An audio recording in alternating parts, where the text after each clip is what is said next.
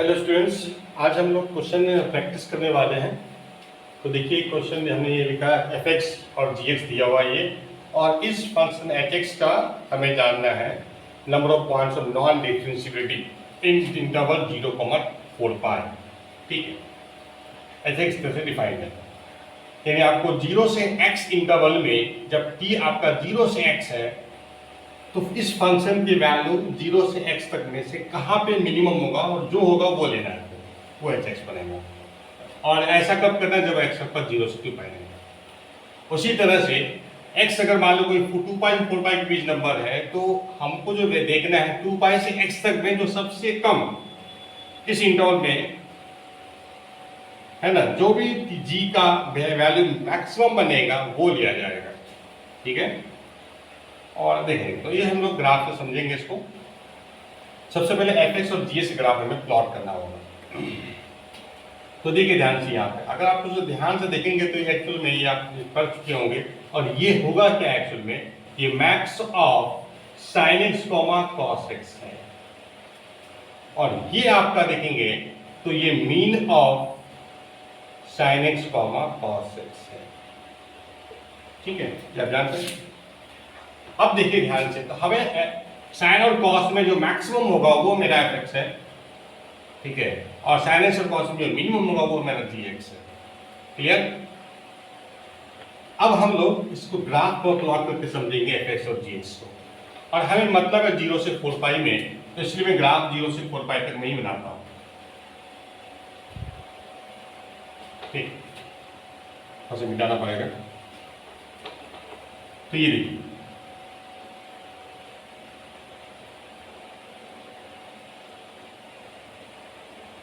To पाई, ये 4 पाई, ये sign से ग्राफ में प्लॉट कर दिया, और ये कॉस ग्राफ ऐसे प्लॉट होगा सेम एक्सिस में। ठीक, और ये आपका कॉस का ग्राफ प्लॉट होगा, यहाँ पे 1 मैक्सिमम। ठीक है, अब यहां से देखिएगा, तो अब यहां पे ये पॉइंट ऑफ इंटरसेक्शन बन रहा है sine x and cos x का, और पॉइंट ऑफ इंटरसेक्शन भी चेंज होता है। ठीक है, तो यहां 0 से मैं देखना, 0 से 4 पाई तक है में मतलब है यहीं पे देखना है, ये आपका पाई है और ये 2 पाई है और ये आपका 3 पाई है, वो 4 पाई। अब यहां से यहां तक देखोगे कि यहां से लेकर इस पॉइंट ऑफ इंटरसेक्शन तक में, ठीक है, तो हमारा दो ग्राफ है, ये कोई भी नंबर x यहाँ पे लोगे तो आपको साइन ग्राफ से इतना हाइट बन रहा है और कॉस ग्राफ से इतना हाइट बन रहा है, तो इसका ग्राफ कॉस का ऊपर है, इसका मतलब यही होगा मैक्स। इन दोनों में इतना हाइट और इतना हाइट में कंपेयर करेंगे तो आपको ये हाइट ज्यादा मिलेगा। ठीक है, इसलिए मैक्स का जो ग्राफ होगा वो साइन कॉस में ये ऊपर वाला फंक्शन आ जाएगा। जहां जहां भी आप देखेंगे जो ग्राफ ऊपर है वो आ जाएगा मैक्स में। अब यहां से लेकर के यहां तक इस पॉइंट ऑफ इंटरसेक्शन तक में ग्राफ ये ऊपर है तो ये लिया जाएगा, फिर यहां से लेकर के यहां तक में ग्राफ आपका ये ऊपर है तो इसको लिया जाएगा। ठीक है, और यहां से लेकर यहां तक में आपका ये लिया जाएगा, और फिर यहां से यहां तक में ये लिया जाएगा, 4 पाई तक में इसको लिया जाएगा। ठीक है, तो ये आपका एफ एक्स में आ जाएगा। ठीक, और जो नीचे वाला होगा वो मिनिमम में आ जाएगा, तो ये आपका मिनिमम ये आ जाएगा जी एक्स में, ये जी एक्स में आ जाएगा, ये जी एक्स में आ जाएगा।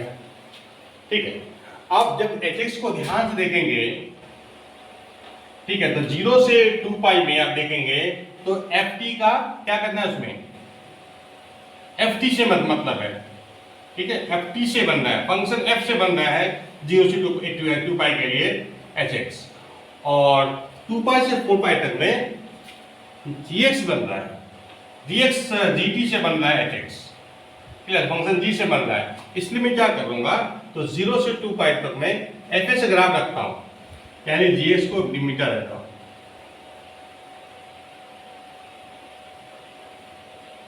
ठीक है, 2 पाई तक में, और फिर आगे 2 पाई से 4 पाई तक में यहां पे हमें मतलब किससे, जी से है, तो एफ से मतलब नहीं, तो एफ का मिटा देता हूं, एफ यहां पे रख लिया और आगे जी रख लिया क्योंकि इसी से हमें मतलब है।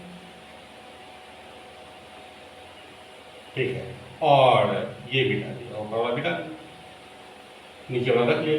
ये आपका जी एक्स, 2 पाई से 4 पाई में डी एक्स ले लिया और 0 से 2 पाई तक में एफ एक्स ले लिया। ठीक है, तो ये बन गया आपका। ठीक, आप ध्यान से देखिए, अब हम एच एक्स को पढ़ते हैं। तो एच एक्स मेरा एक्चुअल में ऐसा है,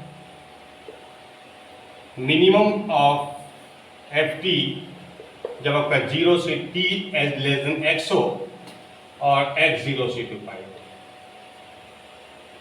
ठीक, और max of G T 0 to t less than X हो, सॉरी 2 पाई से,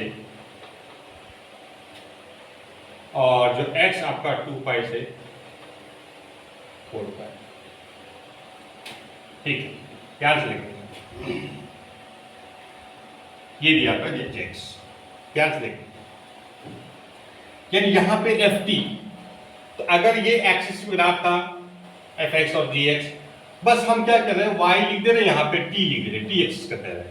तो अब ये एफ टी और ये जी टी का ग्राफ हो गया। क्लियर, समझ गए? आप देखिए ध्यान से, अब हम एच एक्स को निकालने वाले हैं। अब यहाँ पे देखो एफ एक्स क्या हो रहा है, यहाँ पे फंक्शन घट रहा है ना, यहाँ से घट रहा है, सबसे कम यहाँ पे मिल रहा है, तो हमें मिनिमम से मतलब है। देखो ध्यान से, ठीक, सपोज आपका x ये नंबर है, यहां से आता है x ये नंबर है, आपका t 0 से x के बीच में देखना है, आपका t 0 से x वेरी कर रहा है, इस इंटरवल में देखेंगे तो मिनिमम वैल्यू, अब हमें जो मिनिमम आए, इस t पे इतना वैल्यू मिलेगा, इस t पे इतना वैल्यू मिलेगा, इस t पे इतना वैल्यू मिलेगा, इस t पे इतना वैल्यू मिलेगा, सबसे वैल्यू कम कहाँ मिलेगा? इन इस यहां से आता है जो भी आपको अलग अलग फंक्शन की वैल्यू हमेशा हाई वाई कोऑर्डिनेट से देखते हैं, हाइट से देखते हैं। तो सबसे यहां से यहां तक में सबसे कम हाइट किस टी पे मिला? जब वो टी हमारा एक्स बना, जब आपका टी एक्स बनेगा, एक्स पर होगा, इस वक्त सबसे कम होगा। क्लियर? यानी इस यहां पे एक्स होगा तो यही हो जाएगा वैल्यू, यहां पे एक्स होगा तो यही हाइट हो जाएगा, यहां पे एक्स होगा तो यही हाइट हो जाएगा एक्स की वैल्यू, और जब यहां पे एक्स होगा तो यही हाइट हो जाएगा, यही हाइट आपका एच एक्स हो जाएगा। क्लियर है? यानी एच एक्स और एफ एक्स सेम हो जाएगा। और जब आपका यहां पे हो जाएगा, एक्स यहां तक रहेगा, यहां पर होगा, तो आपको देखना यहीं से तक में, यहां से आते सबसे कम आपको यहां पे मिलेगा। क्लियर है? यानी जैसा एफ एक्स वैसा एच एक्स। क्लियर?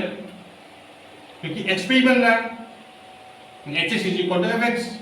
लेकिन जब आपका x यहां पे होगा, देखिए ये सॉरी ये नंबर x होगा, तो आपको जो t देखना है कहां, 0 से x में, यहां से यहां तक में t आपके पास है।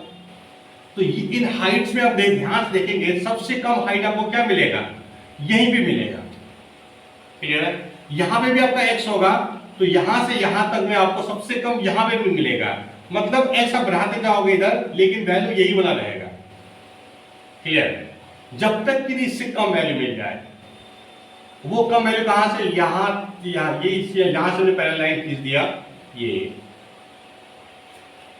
जब तक x यहां पे रहेगा, x अभी मान लो x यहां पे है, तो आपको देखना t आपका 0 से x तक है, तो सबसे कम वैल्यू कहां मिलेगा, सबसे कम वैल्यू यहीं पे मिलेगा। क्लियर? और ठीक ऑब्वियस बात है, सेम वैल्यू मिलेगा, और तो ये लाइन की आपका होगा hx, यानी इस जगह जो वैल्यू मिला है f का, और π/4 है, तो वो cos π/4 ही वैल्यू होगी, 1/√2 ये हाइट है ये, और यही आपको hx की वैल्यू मिलती जाएगा जब तक आपका यहां तक x है। तो क्लियर? इसीलिए आपका hs ग्राफ ऐसा बन जाएगा, ये बन जाएगा hs ग्राफ। ठीक है, लेकिन इसके बाद, ठीक है, इसके बाद सपोज आपका x अब यहां पे है, ठीक है, आपका x यहां पे है, आपको t देखना 0 से यहां तक में, तो सबसे कम वैल्यू कहां मिलेगा, अब यहां तो ज्यादा हो गया वैल्यू, यहां पे कम है, तो इसी एक्स पे बनेगा, इसी एक्स पे बनेगा। इस एक्स पे क्या मिला था, एफ मिला था, तो वही एफ एक्स, यानी ग्राफ फिर से एफ एक्स वाला पकड़ लेगा, ये एच एक्स ग्राफ फिर से एफ एक्स ग्राफ हो जाएगा, ठीक है। और यहाँ पे एक्स है तो यहाँ पे यही सबसे कब से यहाँ से आता है कम यही है, ठीक है। तो ये जब तक है ना, जब तक घटते जा रहा है यहाँ तक, क्लियर। अब यहाँ पे आ जाओ, यहाँ पे भी वही यहाँ से आता है सबसे कम, यहाँ पे इस जगह ये वाला है, इसका मतलब यही ग्राफ आएगा, ऐसे ऐसे यहाँ पे ये ग्राफ आएगा, एफ एक्स जैसा ग्राफ बनेगा एच एक्स का। लेकिन उसके बाद अगर आप ये एक्स यहाँ से यहाँ पे लोगे तो आपको टी दिखना जीरो से यहाँ तक में, टी जीरो से यहाँ तक में सबसे कम हाइट कहाँ मिलेगा, यहाँ से यहाँ तक में सबसे कम हाइट आपको दिख रहा होगा, सबसे कम हाइट यहाँ पे लोगी, ये मिनिमम पॉइंट है, ये मिनिमम पॉइंट है, क्लियर। अब x यहां से लेकर के यहां तक जहां भी जाओगे, यहां से कहीं भी x रख दो तो सबसे कम यहां से आप इस इंटरवल में जो सबसे कम जो वैल्यू मिलेगा फंक्शन का वो ये वाला मिलेगा, यहां पे जो वैल्यू है, इसीलिए अब फिर कांस्टेंट बन जाएगी एच एक्स, ये ग्राफ ऐसा ग्राफ मिल जाएगा, ठीक है। अप टू 2 पाई तक ये ग्राफ होगा, ठीक है। इसलिए अब मैं इसको मिटा दे रहा हूं, बस एक्सिस में चेंज होगा, एक्स एक्सिस हो जाएगा, वाई एक्सिस हो जाएगा, और ये ग्राफ एच एस का हो जाएगा, खत्म हो गया, ये बन रहा एच एस ग्राफ। अब आगे बढ़ते हैं, अब हमको देखना है 2 पाई से 4 पाई, जब में अगर एक्स है, सपोज एक्स आपका यहाँ पे है, क्लियर। तो आपको 2 पाई से एक्स तक में देखना है कि मैक्स को कहाँ पे बनना है, यहाँ से आता है मैक्स कहाँ पे बनना है, क्लियर। तो कहाँ पे बनेगा मैक्स, एक्स पे बनेगा क्योंकि यहाँ से इंक्रीज कर रहा है, तो यहाँ पे x होगा तो यहाँ पे भी x पे ही जाना होगा, तो इसका मतलब H X is same as F X, clear. Sorry, H X is same as G of X, क्योंकि x पे आपको मैक्सिमम बन रहा है, तो H X is same as G X, graph ऐसा हो जाएगा। कहाँ तक, ये सबसे हाईएस्ट पॉइंट है। अब इसके बाद जो तुम, क्योंकि फंक्शन कट रहा है, अब यहाँ पे x रखोगे और देखोगे यहाँ से यहाँ तक में, तो वैल्यू का सबसे मैक्सिमम कहाँ मिलेगा, सबसे मैक्सिमम तो यही पे मैक्सिमम मिलेगा। तो जब तक इससे बड़ा कोई नंबर नहीं आ जाए, जब से इससे ज्यादा हाइट फंक्शन का नहीं हो जाए, तब तक आपका एक्स साइज कितना भी आगे बढ़ा दो तो यही पकड़ लेगा, क्योंकि आपको 2 पाई से वहां एक्स मान लो यहाँ पे है, यहाँ से यहाँ तक तुम देखोगे सबसे हाइट कहाँ मिलेगा, ज्यादा फंक्शन की वैल्यू, जी फंक्शन की वैल्यू, तो यही पे बनेगा, यानी यही वाला वैल्यू रिपीट करेगा, तो ये आ जाएगा आपका, ठीक है, क्लियर, समझ गए। तो ये आपका ये होगा, यहां से यहां तक में जीएक्स को पकड़ लेगा और फिर बाद में कांस्टेंट हो जाएगा, यानी जो एट यहाँ पे जो वैल्यू है जी फंक्शन का वही वैल्यू बाकी आगे वैल्यू वही रिपीट करेगा। तो इस तरह से अब हमें ग्राफ मिल गया। बस मैं क्या करूंगा, इधर एक्सिस लिखूंगा और फिर यही मेरा ग्राफ हो जाएगा, एच ग्राफ आ जाएगा। मैं इन सबको मिटा दे रहा हूं, ठीक है। इस तरह से आप देखेंगे तो ये आपका एच एस का ग्राफ आ गया है,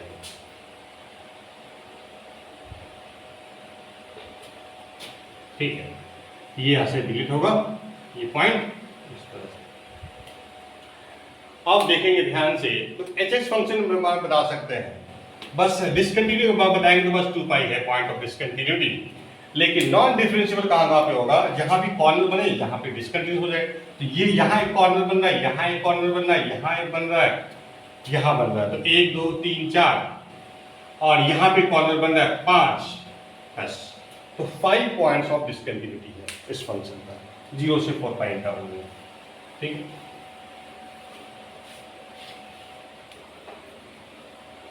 चलिए एक हम लिमिट का क्वेश्चन सॉल्व करते हैं। तो मान लो लिमिट दिया एफ एक्स दिया आपके पास 8x³ प्लस 3x और f R है, फंक्शन R है, और हमें लिमिट निकालनी है x tends to infinity f inverse 8x minus f inverse x by x की पावर 1/3। ठीक है ध्यान से, अब ये क्वेश्चन हमारे पास आ गया।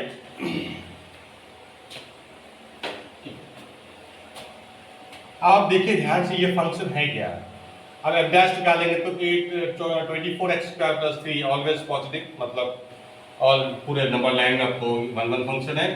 और इसका आप देखेंगे तो क्यूबिक फंक्शन है तो आपको रेंज भी आर ही मिलेगा।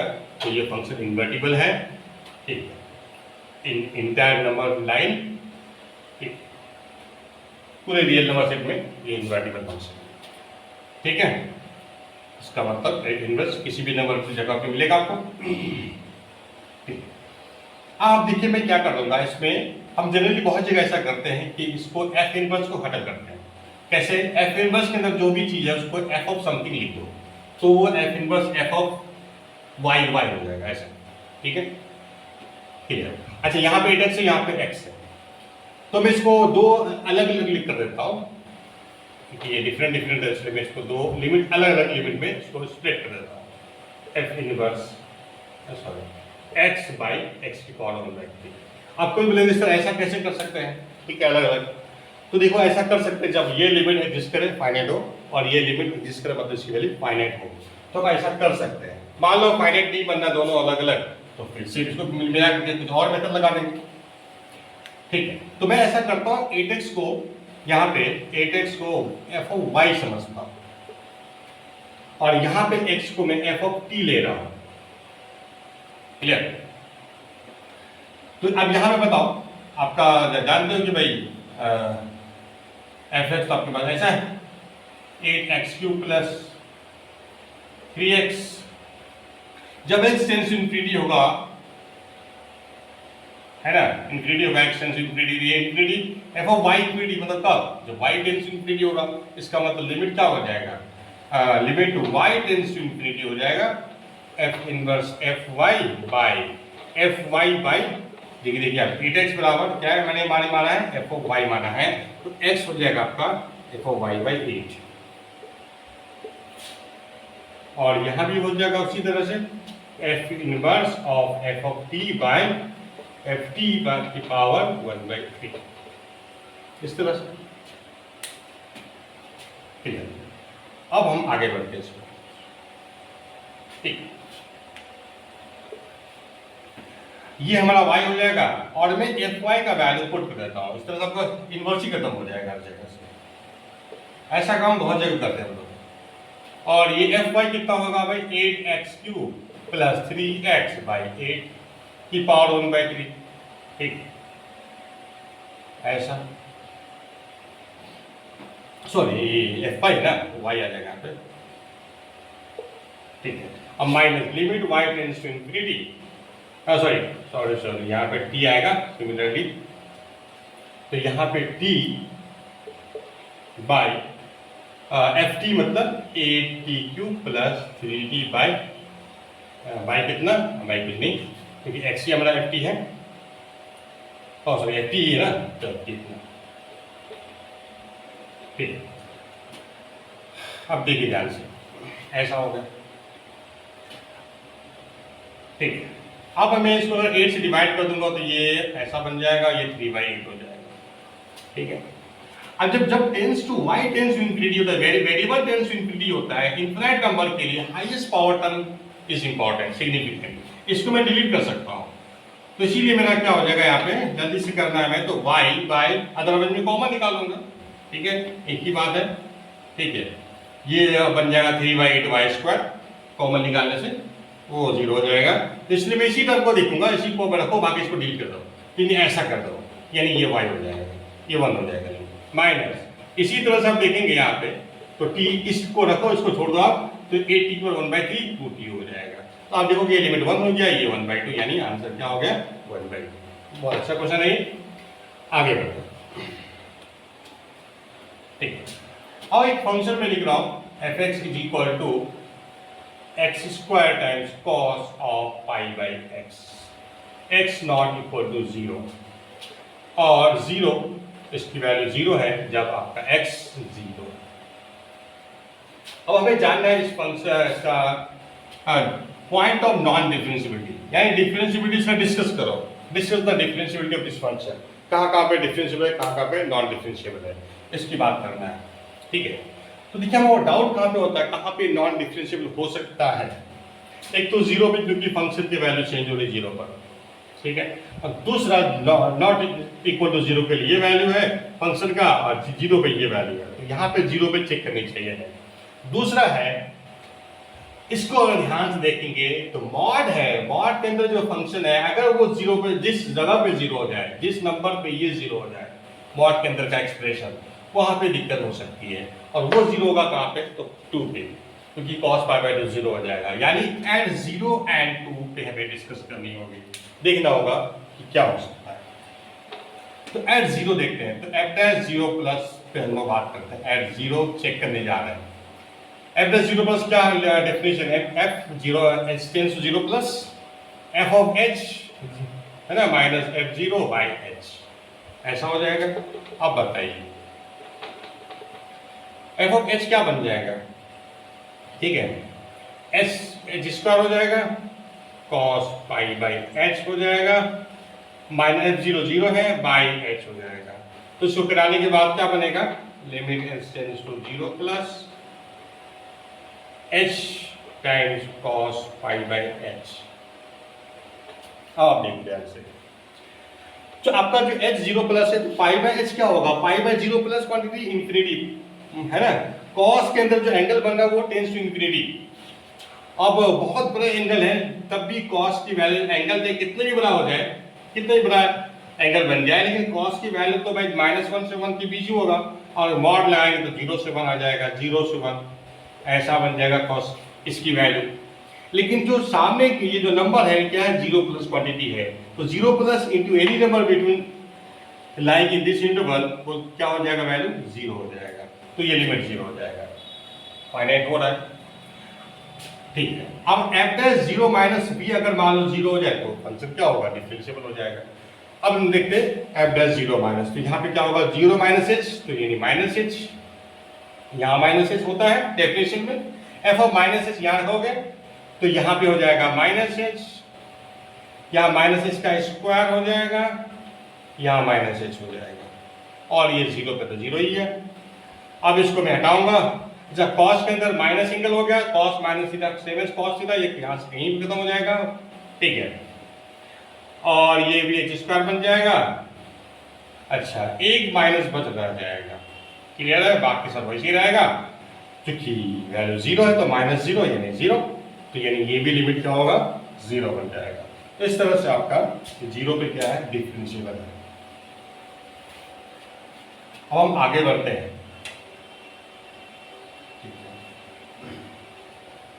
एट 0 माइनस, सॉरी 0 पे हो गया, अब 2 पे हम बात करेंगे, तो एफ डैश 2 प्लस, देखते हैं राइट हैंड डेरिवेटिव, तो limit H tends to 0 plus F of 2 plus H minus F of 2 by H, ये बन जाएगा।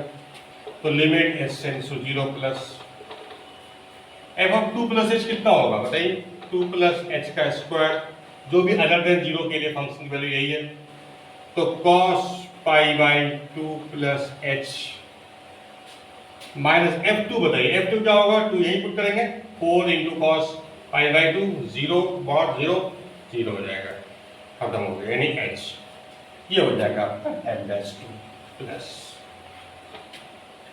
अब देखिए ध्यान से, जो एंगल क्या हो रहा है, पाई बाई 2 प्लस क्वांटिटी है, यानी ये वैल्यू जो एंगल है पाई बाई 2 से कम, पाई बाई 2 से कम पे कॉस क्या होता है, पॉजिटिव होता है, तो मॉड मिलेगा प्लस साइन के साथ, ठीक है, मॉड को हम लोग डाल सकते हैं विद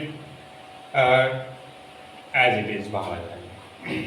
अब देखिए ध्यान से, अच्छा यही क्वांटिटी है जो 0 बना रहा है, ये 0 और ये 0 बना रहा है, इसको हमें कुछ करना होगा, ठीक है, इसका मैं डर नहीं कि 2 प्लस क्वांटिटी है, 2 हो जाएगा, 2 का स्क्वायर 4, ठीक है, इसको हमें हटाना है, तो देखो कैसे हटाएंगे हम लोग, मैं इसको साइन में कन्वर्ट कर देता हूं, कैसे, 2 प्लस एच का स्क्वायर, अब कॉस थीटा क्या होता है, sine pi by 2 minus theta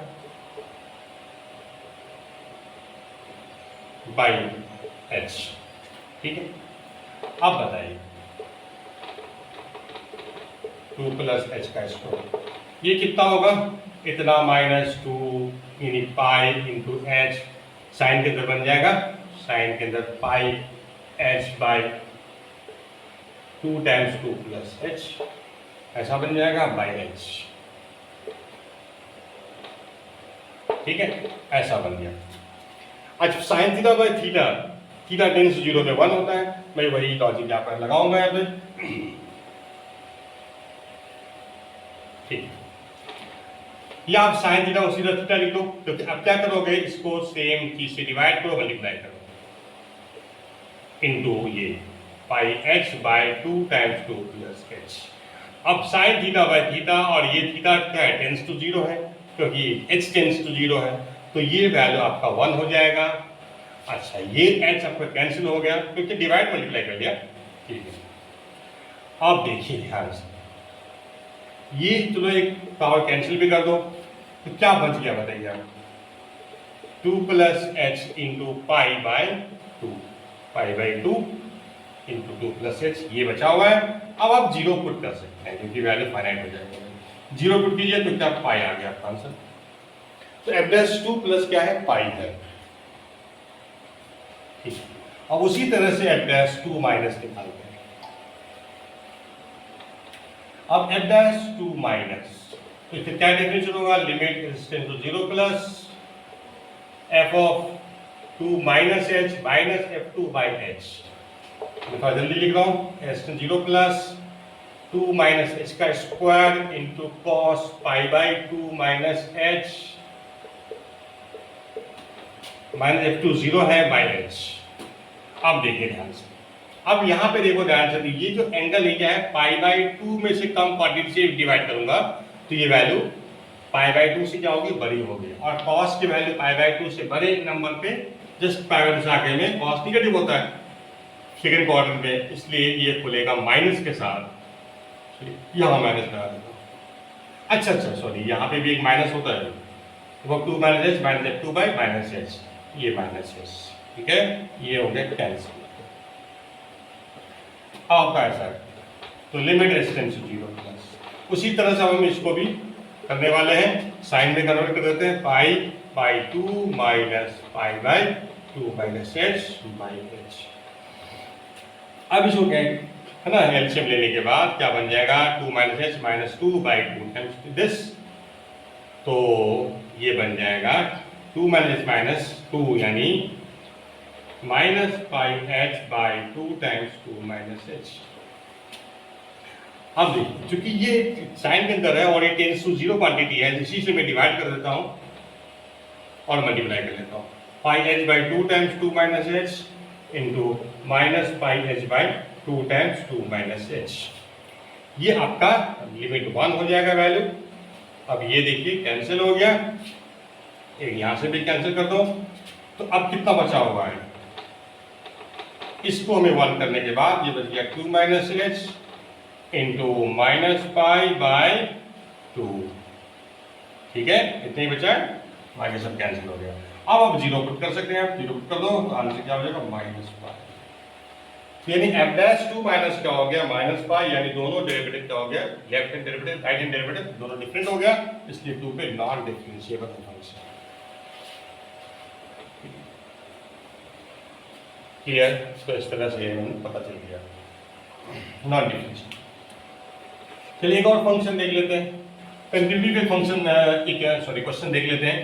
F x दिया हुआ है मेरे पास, ग्रेटेस्ट इंटीजर ऑफ 2 की power minus x square into box of 2 की पावर एक्स स्क्वायर, ठीक है। अब इस फंक्शन का हमें कंटिन्यूटी डिस्कस करना है इन -2 से 2 इंटरवल में। अब हमें जानना है कि ये फंक्शन -2 से 2 इंटरवल में कहाँ पे डिसकंटिन्यूअस है, कितने पॉइंट ऑफ डिसकंटिन्यूटी है इस इंटरवल में, ठीक है, देखते हैं, ठीक। थोड़ा सा ध्यान से देखो तो ये एक्चुअल में ऐसा है। अच्छा ये आपको पता ही चल गया ना, ये GIF है, ग्रेटेस्ट इंटीजर फंक्शन, तो आपको ध्यान से देखोगे तो आपको इस तरह से दिखेगा ये, ठीक। आपको पता ही है भाई, ग्रेटेस्ट इंटीजर अंदर कभी भी फंक्शन आ जाता है, सपोज gx है, ये फंक्शन डिसकंटिन्यूअस कहाँ पे होता है, जिस x पे ये इंटीजर हो जाए, g ऑफ x इंटीजर हो जाए, उस पॉइंट पे ये फंक्शन क्या है, डिसकंटिन्यूअस हो जाए। लेकिन एक कंडीशन है कि जिस मान लो किसी x पे ये इंटीजर तो बन रहा है लेकिन वो उस x पे मिनिमम वैल्यू भी इस फंक्शन का वही इंटीजर वैल्यू है, तो इसका मतलब उस जगह पे ये फिर कंटिन्यूस बन जाता है। क्लियर है? ऐसा होता है। तो देखना है कि ये इंटीजर कहाँ हो रहा है, ये इंटीजर कब होगा, उसी जगह इसको दिक्कत हो सकती है, बाकी जगह दिक्कत नहीं होगी। क्लियर? अच्छा, 2 की पावर x स्क्वायर, अच्छा ऐसे भी एक्सपोनेंशियल क्वांटिटी पॉजिटिव होता है। ठीक है, क्लियर है? आप देखो ध्यान से, आपको समझ में आ जाए ये इंटीजर कब होगा। अच्छा, इसका इंटीजर वैल्यू ग्रेटेस्ट वैल्यू मतलब एक इंटीजर है बाई से, तो आपको पता है कि भाई ग्रेटेस्ट इंटीजर x जो होता है वो x से कम होता है। क्लियर? समझ में आ गया? और अगर आपका x कोई पॉजिटिव नंबर है, पॉजिटिव नंबर की बात कर रहा हूं कि ये आपका ये पॉजिटिव चीज है ना, तो अगर ये पॉजिटिव होगा तो ये क्या होगा, अगर x पॉजिटिव होगा तो ऐसा हो जाएगा। क्लियर है? तो इसी तरह से यहां पर देखेंगे ये बाय इसी का बॉक्स ऑफ 2 की पावर x स्क्वायर बाय 2 की पावर x स्क्वायर, ये क्या है एक्चुअल में 1 से कम क्वांटिटी है, या 1 भी हो सकता है। और 1 कब होगा, जब दोनों सेम होगा, यानी इंटीजर पे सेम होगा। यानी 2 की पावर x स्क्वायर जब इंटीजर हो जाए, जब आपका 2 की पावर x स्क्वायर खुद इंटीजर हो जाए, तो उसी वक्त ये इंटीजर होगा और वैल्यू इसकी 1 होगी।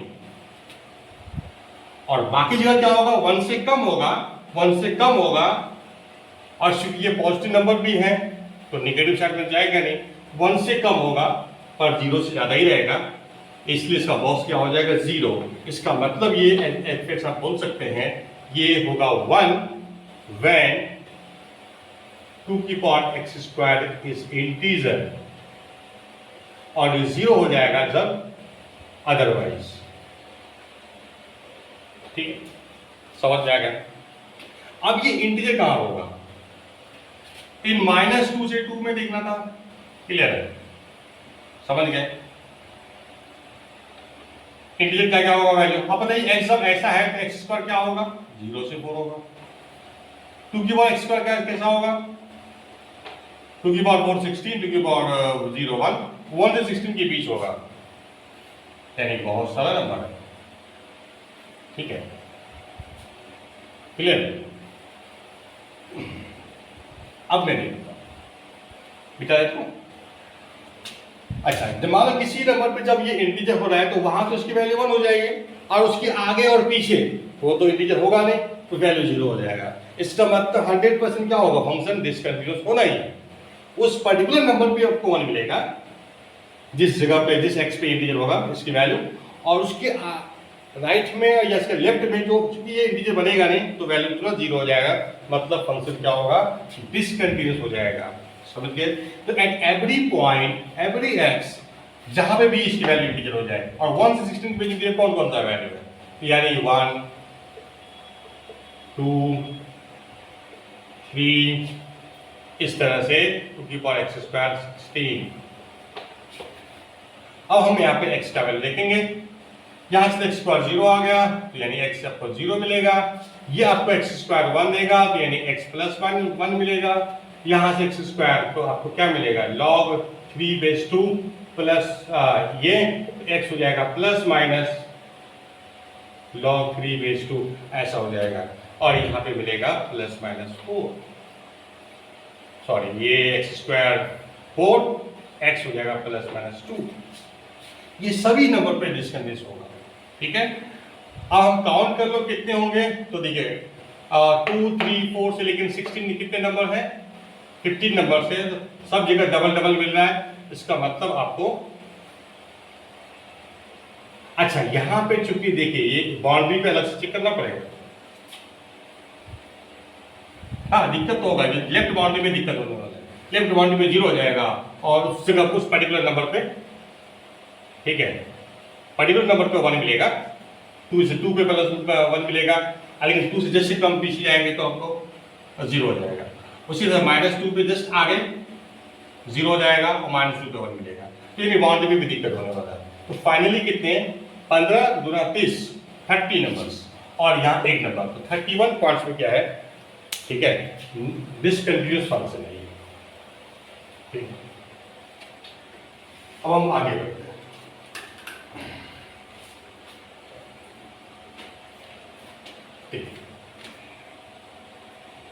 चलिए एक दूसरा क्वेश्चन ले लेते हैं, तो टॉपिक चेंज कर लेते हैं, बहुत ऐसे कल क्वेश्चन है। अब एक रेगुलर टेट्राहेड्रल है OABC। OABC is regular tetrahedral, यही क्वेश्चन टेट्राहेड्रल है,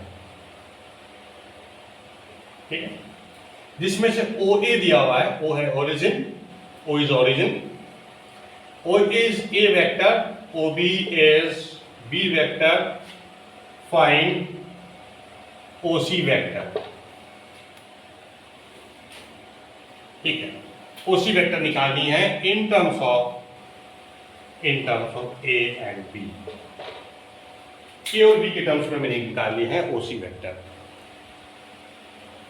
ठीक है। रेगुलर टेट्राहेड्रल देखा हो, टेट्राहेड्रल मतलब 4 फेस वाला, ठीक है। जब रेगुलर है टेट्राहेड्रल तो हर फेस तो हम जानते हैं टेट्राहेड्रल रेक्टेंगल हो, सॉरी ट्रायंगल होता है, और रेगुलर है तो इक्विलैटरल ट्रायंगल होगा, ठीक है। देखिएगा in terms of A b निकालनी है, हाँ डायग्राम बना लेते हैं।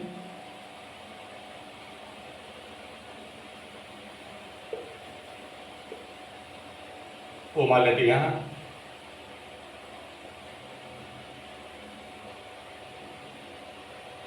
ठीक, ये हो गया A B C, ये हमारा A वेक्टर है, ये हमारा B वेक्टर है, और इसी के टर्म्स में C वेक्टर ये है, OC वेक्टर हमें जाननी है, sorry OC vector in terms of A और B होगा।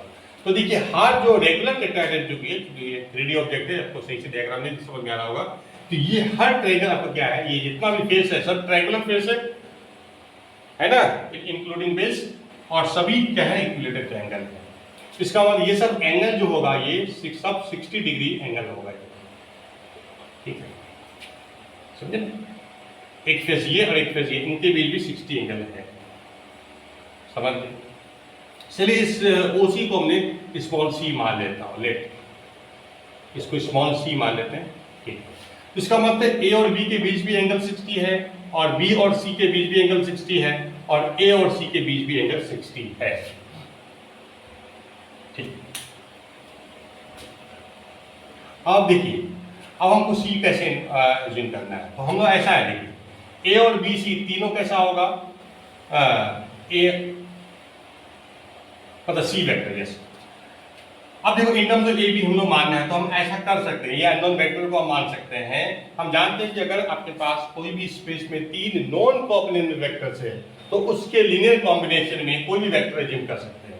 तो हम लोग C मान लेते हैं, let C is equal to lambda A plus mu B plus,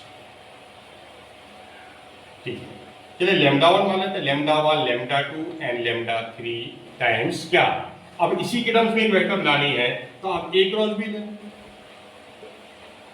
ठीक है। तो A B and A cross B क्या होगा, ये तीनों वेक्टर नॉन कोप्लेनर वेक्टर्स होगा।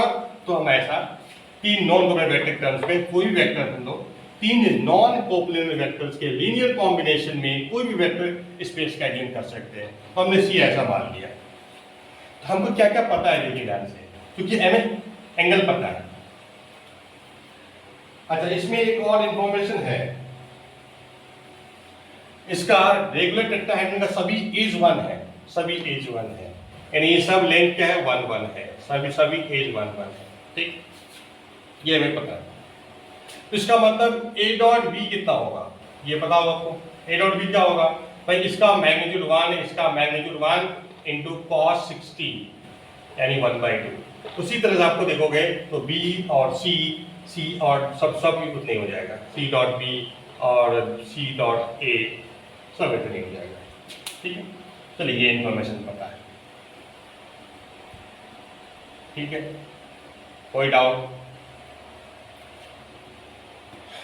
अच्छा तो हमें लैम्डा 1 लैम्डा 2 लैम्डा 3 कैसे मालूम चलेगा, तो मैं ऐसा करता हूँ A से पर डॉट लेता हूँ, C का डॉट ले लो A से, क्या बनेगा लैम्डा 1 A डॉट A 1 हो जाएगा, लैम्डा 2 A डॉट B 1/2 हो जाएगा, ठीक है।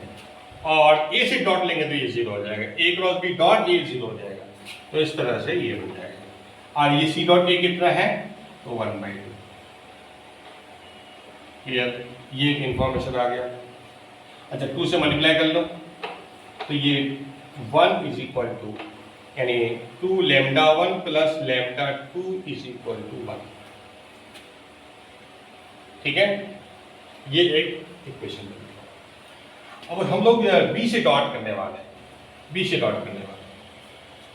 तो बी से डॉट लेंगे तो सी डॉट बी आपका 1 हो जाएगा, लैम्डा 1 ए डॉट बी तो lambda 1 into 1/2, b dot b 1 होता है, लैम्डा 2 इंटू 1, और इसके बी से डॉट करेंगे ये भी क्या होगा 0 हो जाएगा। ठीक, क्लियर, ये आ गया। तो यानी 2 से और मल्टीप्लाई कर दो तो 1 is equal to lambda 1 plus 2 lambda 2। अच्छा लैम्डा 1 लैम्डा 2 में 2 इक्वेशन बन गया, इसको सॉल्व कर लेते हैं।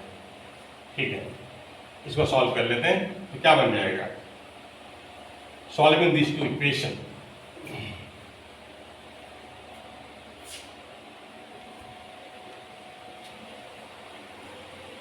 और जब सॉल्व करेंगे तो हमें क्या मिलेगा, लैम्डा 1 लैम्डा 2 बोथ आर 1/3।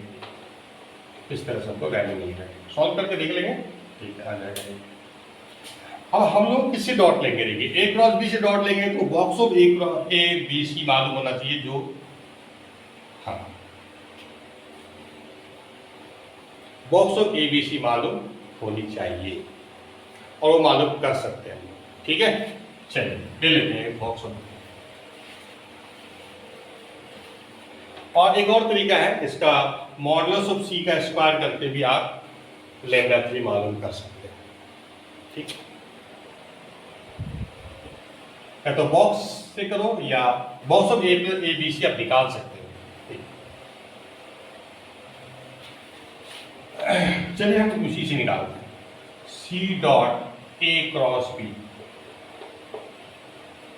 ठीक है, बताइए कितना होगा, इसका 0, ये 0, ये lambda 3 times a cross b का dot this dot a cross b, यानी इसका मॉडुलस का स्क्वायर, ऐसा हो जाएगा। और ये कितना बनेगा, box of A cross B. ठीक है, modulus of A cross B क्या बनेगा, तो mod A into mod B into sine इसके बीच का एंगल का साइन, यानी √3/2 का स्क्वायर, ये हो जाएगा। और ये हमें मालूम करना होगा, तो इसके लिए आपको चलना पड़ेगा। ठीक है, या इसको हम इधर भी बोल सकते हैं, वो डॉट सी यानी box of A B C. ठीक है, तो box of A B C का स्क्वायर पता है आपको, A dot A dot B, A dot C. ठीक है, B dot A, B dot B, B dot C, और C dot A, C dot B, C dot C. ठीक, अब आप देखिए ध्यान से, ये हो गया आपका 1 1 1। ठीक, और ये 1/2, ये 1/2, ये 1/2, ये 1/2, 1/2, 1/2, 1। इसका निकालेंगे तो हमें बॉक्स ए बी सी का स्क्वायर मिल जाएगा। ठीक, ये बताइए कितना होगा,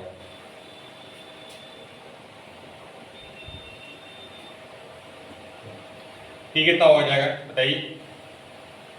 चलिए 1 इंटू 1 माइनस 1/4, 1 माइनस 1/4 यानी 3/4 आ गया, और माइनस हाफ इंटू 1/2 माइनस ये 1/2 इंटू 1 माइनस 1/4, ये भी 1/4 आ जाएगा, plus 1/2 into 1/4 minus 1/2, 1/4 minus 1/2 minus 1/4। ठीक है, तो 3/4 माइनस 1/8 माइनस 1/8 यानी 2/8 यानी 1/4 यानी 2/4 यानी 1/2। ठीक है, तो इस तरह से इसकी वैल्यू आ गई 1/2। तो इसलिए बॉक्स ए बी सी, ठीक है, आ गया आपका प्लस माइनस 1/2। ठीक है, आपका लैम्डा 3 था कितना, ऐसा आया था ना, यानी बॉक्स ए बी सी ये वैसा बन गया, तो लैम्डा 3 टाइम्स 3/4 बन गया था। ठीक है, अब यहाँ पे वैल्यू रख दो,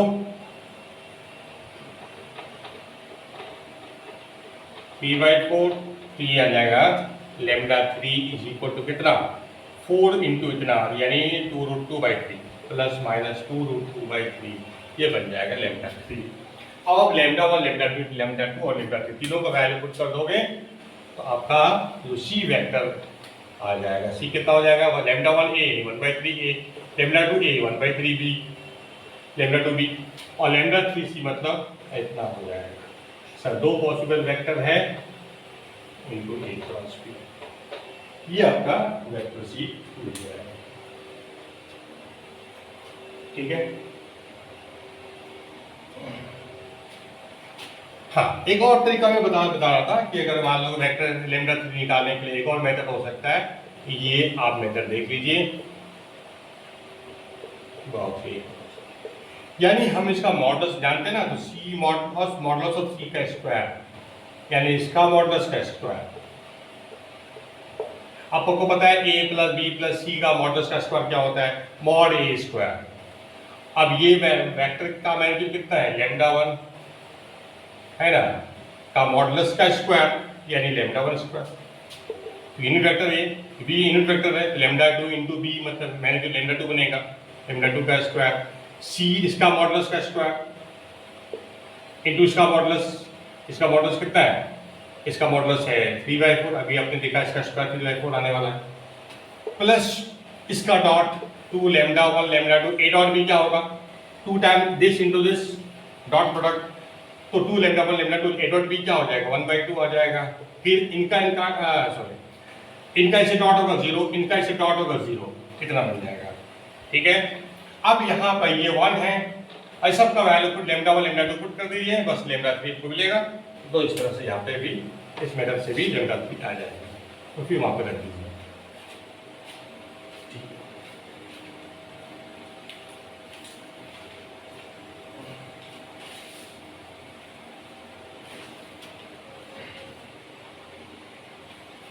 चलिए कॉम्प्लेक्स नंबर का क्वेश्चन लेते हैं।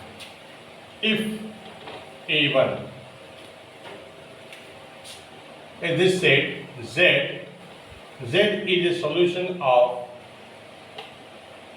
equation z की power 10 is equal to 1, z belongs to set of complex number। a2 set है, set of z is solution of equation z की power 15 is equal to 1, z is complex number। ठीक है, चलिए मैं question में पहले लिख दे रहा हूँ। ठीक है, ये देखिए क्वेश्चन है a3, इसका सॉल्यूशन जो भी है जो भी आएगा इसके रूट्स वो सारे रूट्स इसके सेट हैं, इस सेट के मेंबर्स हैं। a4 जो भी कॉम्प्लेक्स नंबर को सेटिस्फाई करेगा वो सारा का सारा रूट इस सेट a4 का मेंबर है। इसी तरह से ये 24 वाला a5 का मेंबर है। अब देखिए क्वेश्चन आगे, अगर आपका n of ai intersection aj यानी दो सेट का कॉमन एलिमेंट की संख्या ग्रेटर देन 3 है, where i not equal to j और i आपका ij कैसा है 1 से 5 है। ठीक है, then find the number of subsets such ordered pairs, find the number of such ordered pairs ai, aj।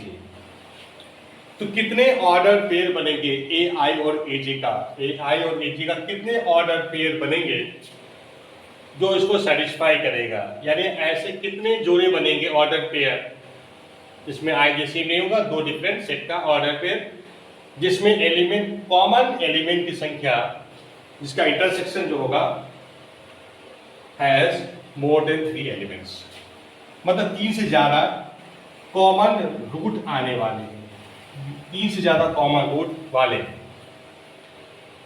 है ना। कितने ऐसे जोड़े बनेंगे ऑर्डर पेयर बनेंगे। ठीक है, अब ध्यान से देखो, तो ये देखिए z की पावर 10 बराबर 1 इसके रूट्स a1 के मेंबर हैं, a1 में ये हैं, और जिनके 15 के रूट्स हैं इसके यानी 15 रूट्स ऑफ यूनिटी सारे के सारे रूट्स a2 में हैं, यहाँ a1 a2 के मेंबर्स और ये A3, A4 और ये A5, ठीक है, A3, A4, A5, ठीक, याद रखने के लिए मैं लिख दिया। ध्यान से देखिए, है ना, nth सभी क्या nth रूट्स ऑफ यूनिटी है, 10th रूट्स ऑफ यूनिटी है, वो सारे के सारे एलिमेंट A1 में हैं। 15 रूट्स ऑफ यूनिटी, वो सारे के सारे जो भी सेटिस्फाई करेंगे, जो भी रूट्स होंगे 15 रूट्स ऑफ यूनिटी A2 के मेंबर होंगे।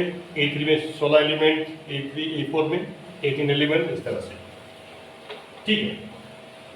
आप देखो ध्यान से, जैसे हमें किसी भी दो सेट में हमें जानना है कितने रूट्स कॉमन होंगे, इन दो में से कितने रूट्स कॉमन होंगे, यानी इन दो इक्वेशन के कितने रूट्स कॉमन होंगे। याद रखिए, ये होगा इन दोनों का एचसीएफ के बराबर। 10 और 15 का एचसीएफ कितना है, हाईएस्ट कॉमन फैक्टर, ये 5 मिलेगा। इसलिए इन दोनों का जो रूट्स होगा वो 5 रूट्स कॉमन होगा। क्यों ऐसे होंगे, क्योंकि z की पावर 5, z की पावर 10 माइनस 1 ऐसा है ना, z की पावर 15 माइनस 1, तो z की पावर 5 माइनस 1 कॉमन फैक्टर है इन दोनों का। तो कैसे भाई, z की पावर 5 माइनस 1 से आप डिवाइड कर सकते हो। देखिए ऐसे भी समझ लो आप ऐसे करके, ठीक है। ये कैसा है, ये कुछ ऐसा लग रहा होगा आपको, ये देखिए ध्यान से थोड़ा सा, ठीक है। ये जीपी बन रहा है नहीं, कॉमन रेशियो z की पावर 5, दो टर्म है, ऐसा आप समझ लो कि ये हो जाएगा, दो टर्म है जिसका फर्स्ट टर्म 1 है, कॉमन है z की पावर 5 है, ऐसे दो टर्म का सम। क्लियर, तो सिंपल दिखा दे, a square minus 1 by a square minus b square by a minus b, तो आप ऐसे समझ सकते हैं यहाँ पे, लेकिन आप हर जगह इस तरह समझ सकते हैं। क्लियर, उसी तरह से अब देखिए यहाँ पे एक फैक्टर क्या हो गया, z की पावर 5 माइनस 1, यहाँ भी z की पावर 5 माइनस 1 फैक्टर कैसे में, तो z की पावर 15 माइनस 1 है, देखो कैसे मैं लिख रहा हूँ, ध्यान से लिखना है, इसको मैं ऐसे समझ सकते हैं, ठीक। अब ये z की पावर 5 का कितना पावर है, ये 3 पावर है, इसका मैं समझो कि ये जीपी है जिसका फर्स्ट टर्म 1 है, कॉमन रेशियो z की पावर 5 है, तो 1 प्लस z की पावर 5 प्लस z की पावर 10 और z की power 5 minus 1 is equal to 0। ध्यान से देखिएगा, और ये हो गया कितना, अभी देखा था मैंने, तो ये इक्वेशन का मतलब ये। अब देखेंगे ध्यान से, इधर वो दिस इज इक्वल टू 0 और दिस इज इक्वल टू 0, तो इसका जो ये जो 0 हो रहा है, यहाँ भी देखो ये 0 हो रहा है, इसका मतलब z की पावर 5 माइनस 1 का जो रूट्स आ रहा है वो इसके भी रूट्स हो रहे हैं, क्योंकि यहाँ भी वही फैक्टर कॉमन है, क्योंकि हाईएस्ट कॉमन फैक्टर यही है। इसके बाद इससे जो रूट बनेगा और इससे जो रूट बनेगा वो सब डिफरेंट बनेंगे। क्लियर, तो इसका मतलब एचसीएफ निकाल लेंगे, तो a1 a2 में इनका एचसीएफ 5 है, इसलिए 5 रूट्स कॉमन होंगे। तो मैं ऐसा कर देता हूँ, ऐसा a1 a2 a1 a3 a1, मैं ऐसा लिख देता हूँ a1 a3 a1 a4 a1 a5, ठीक, a2 a3 a2 a4 ऐसे सभी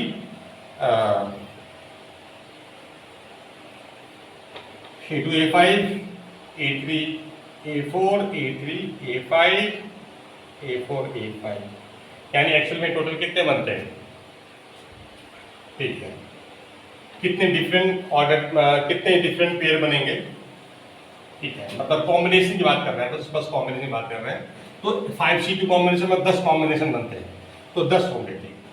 अब इसमें कितने रूट्स कॉमन होंगे, आपने देख लिया 5, इनमें कितने नंबर कॉमन होंगे, देखो a1 और a3, इनके कॉमन रूट्स कितने होंगे, तो इनका एचसीएफ 10 और 16 का एचसीएफ निकाल लो, आपको कितने मिल जाएंगे, 10 16 का एचसीएफ 2 हो जाएगा। a1 a4 इसका इसके साथ 10 और 18 का एचसीएफ 2 है, फिर 10 और 24 का एचसीएफ ये भी 2 है, ठीक है। इसमें बताइए a2 a3 में a2 a3 15-16 का एचसीएफ 1 है, a2 a4 15-18 का एचसीएफ 3 है, a2 a5 15 और 24 का एचसीएफ भी 3 है, a3 a4 इसका एचसीएफ बताइए 16 और 18 का, ये 2 है, ठीक है। A3 और A5 का 16 और 24 का एचसीएफ है 8, सॉरी 16 और 18 का 2।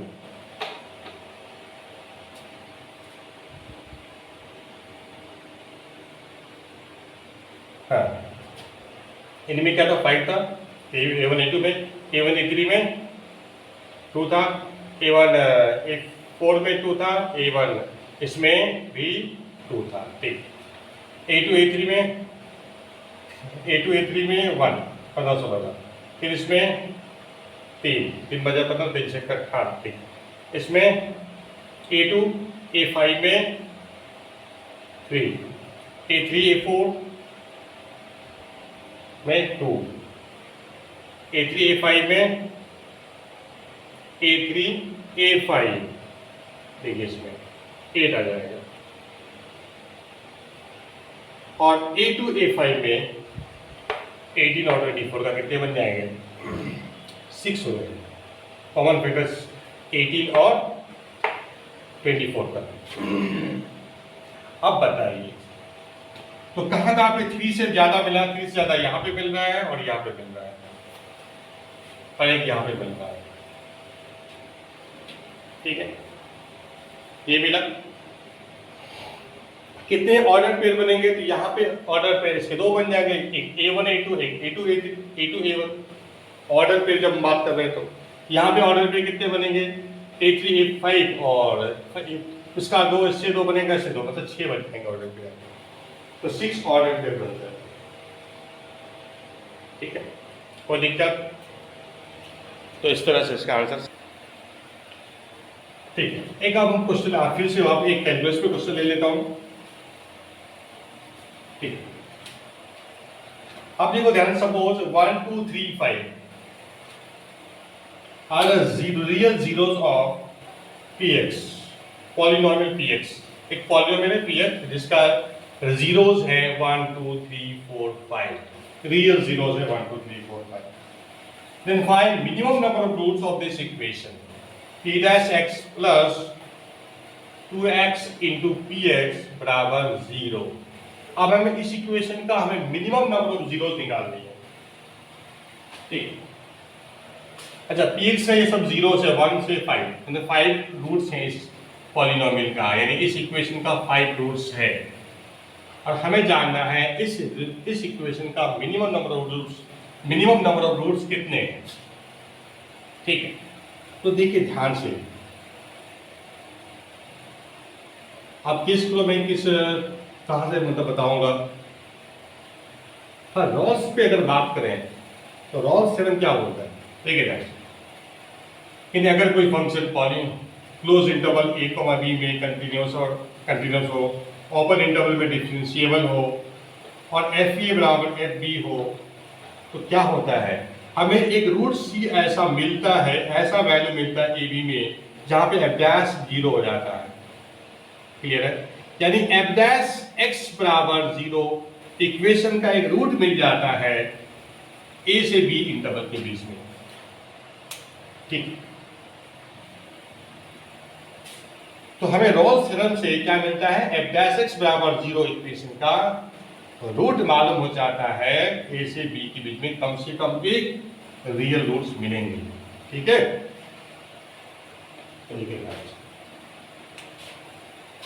अच्छा, अब ये बात करो कि मतलब यानी आपको फंक्शन पहचानना है किसमें रॉल्स थ्योरम लगाया जाए, कौन सा फंक्शन पे रॉल्स थ्योरम कंसीडर किया जाए, कौन सा फंक्शन ऐसा लेंगे जिसके 2 बाउंड्री में सेम वैल्यू मिले, 2 नंबर में सेम वैल्यू मिले, ठीक है। उसी का डेरिवेटिव हमें रिक्वायर्ड इक्वेशन चाहिए, जिसके रूट्स निकालना है, वो एक्सप्रेशन इसके रूट्स बननी चाहिए, f डैश x होना चाहिए, यानी f डैश x ये है तो fx क्या, ये बताइए, यानी ये मेरा f डैश x बनना चाहिए, हम fs क्या लेंगे, ठीक है, fs क्या लेंगे, फिर उसको हमें देखना होगा कौन सा फंक्शन का डेरिवेटिव ये है, क्योंकि हमें जो रॉल्स थ्योरम से रूट मिलता है वो f डैश x बराबर 0 का मिलता है।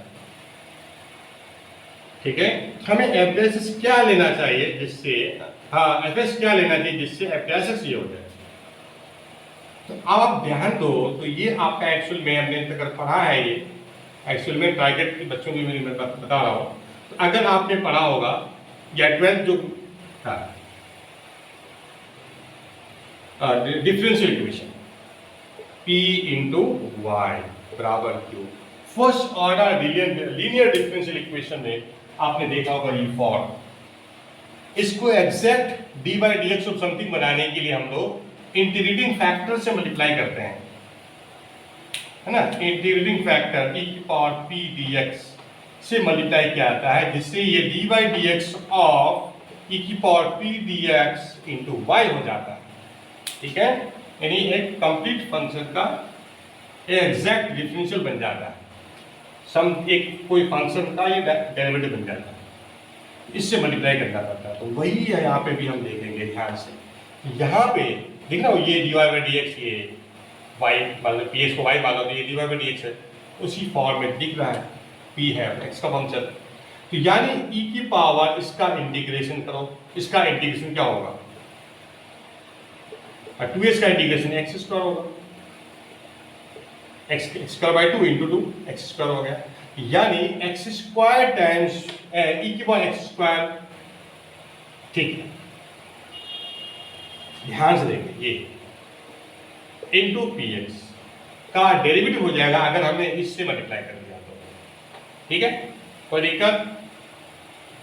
अच्छा, ध्यान से देखिए, तो इससे पहले मैं ऐसा करता हूं,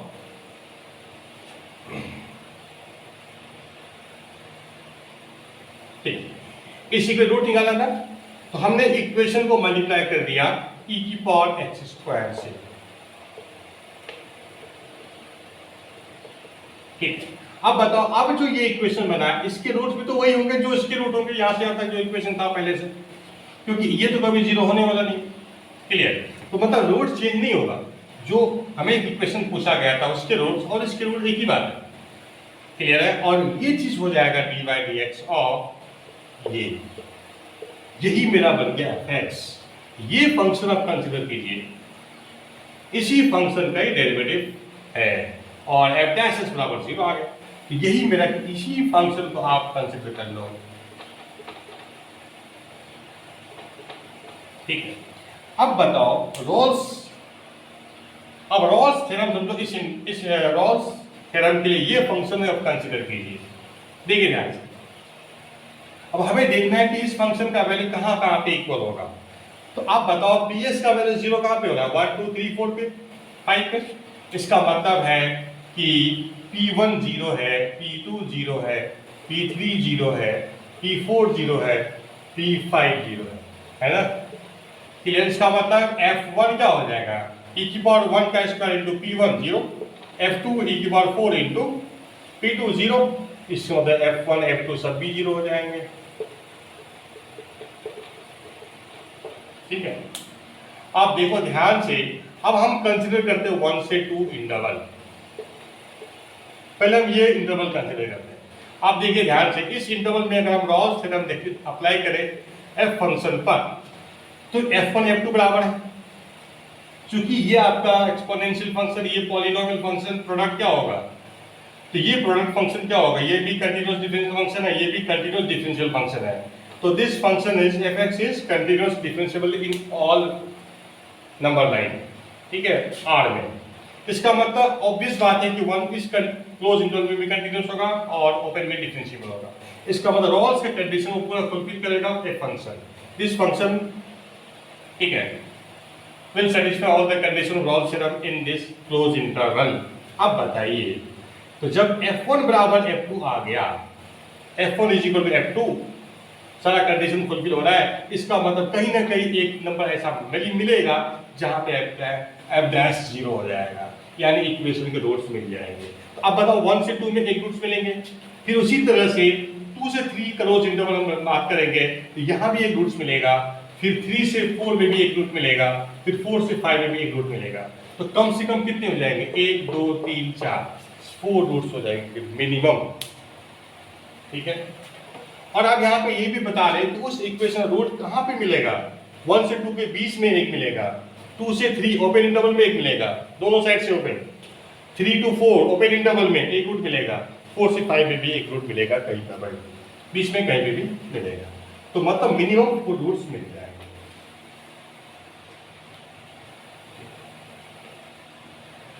चलिए एक क्वेश्चन हम लोग पीएनसी ले रहे हैं, पीएनसी से ले रहे हैं, find total number of non similar triangles which can be formed such that all angles of triangle are in integers in degrees, in positive integers in degrees, क्योंकि निगेटिव तो एंगल बनेगा नहीं ट्रायंगल में।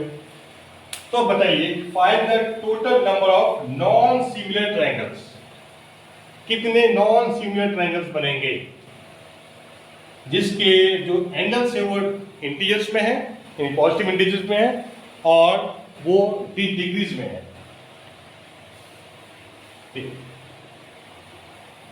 Non similar triangles कितने बनेंगे total, ये बात करेंगे। तो नॉन सिमिलर ट्रायंगल्स का मतलब क्या होगा, एंगल, दो ट्रायंगल हम लोग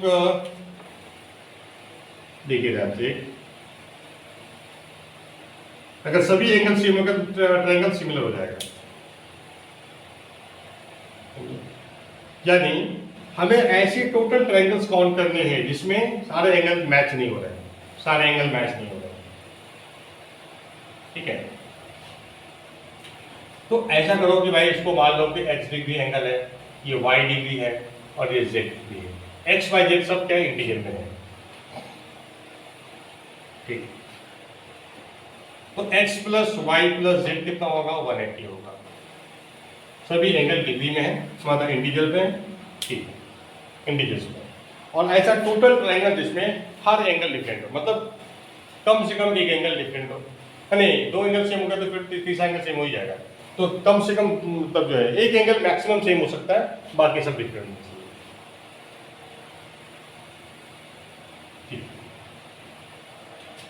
तो यानी हमें क्या करना होगा, इस इक्वेशन का, ठीक है, इस इक्वेशन में क्या करना पड़ेगा, हाँ इसमें आइसोसेलेस ट्रायंगल भी हो सकते हैं, हाँ इक्विलैटरल ट्रायंगल एक बार काउंट करनी है, ठीक है, मतलब सेम एंगल वाला दो ट्रायंगल एक ही दो बार काउंट नहीं कर सकते हैं। जैसे मैं बता रहा एग्जांपल, इसका एक सॉल्यूशन बनेगा 50 40 100 हो गए 80, ठीक है। अब यही एंगल वाला क्योंकि इसके सॉल्यूशन ये भी होंगे तो ये भी होंगे, सॉल्यूशन में ये भी काउंट हो जाएगा, है ना, ये डिफरेंट सॉल्यूशन काउंट हो जाएगा, लेकिन हमें इसको एक ही ट्रायंगल काउंट करनी है क्योंकि ये तो सिमिलर ट्रायंगल से आपस में, हमें तो नॉन सिमिलर ट्रायंगल काउंट करना है। इसका मतलब है कोई भी, है ना, जो 3 नंबर बन रहा है वही 3 नंबर ऑर्डर चेंज होकर दोबारा काउंट नहीं करनी है, यानी ये सॉल्यूशन रिपीटेड सॉल्यूशन को काउंट नहीं करनी है, हर सॉल्यूशन को एक ही बार लेना है, रिपीट नहीं करना है, बस ऑर्डर चेंज होकर रिपीट हो गया उसको नहीं करना, कंसीडर करना है, क्लियर, ऐसा।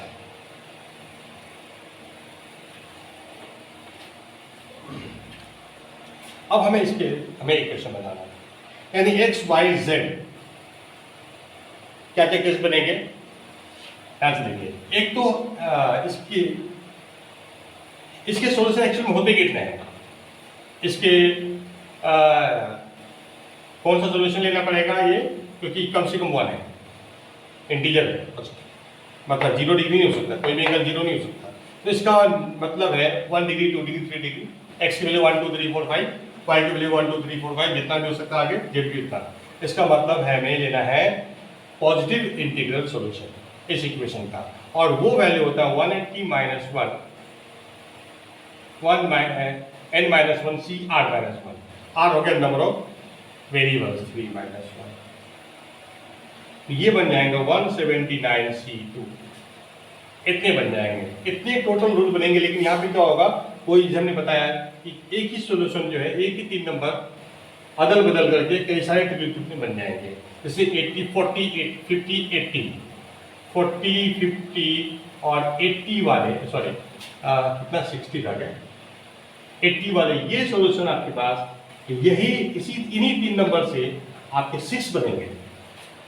40 60 60 60 40 80 60 80 40 ऐसे आपस में 3 फैक्टोरियल से अरेंज हो सकते हैं। इन्हें 6 ट्रिपलेट बनेंगे इन्हीं 3 नंबर वाले। तो लेकिन इसको हमें 1 कंसिडर करना है, एक ही बार लेना है। तो पहले हम टोटल सॉल्यूशन निकाल लेते हैं, इतने सॉल्यूशन बनेंगे। इन 179 इंटू 178 बाई 2 इंटू 1, 2 से कटा दीजिए आप, ठीक है। तो इतने,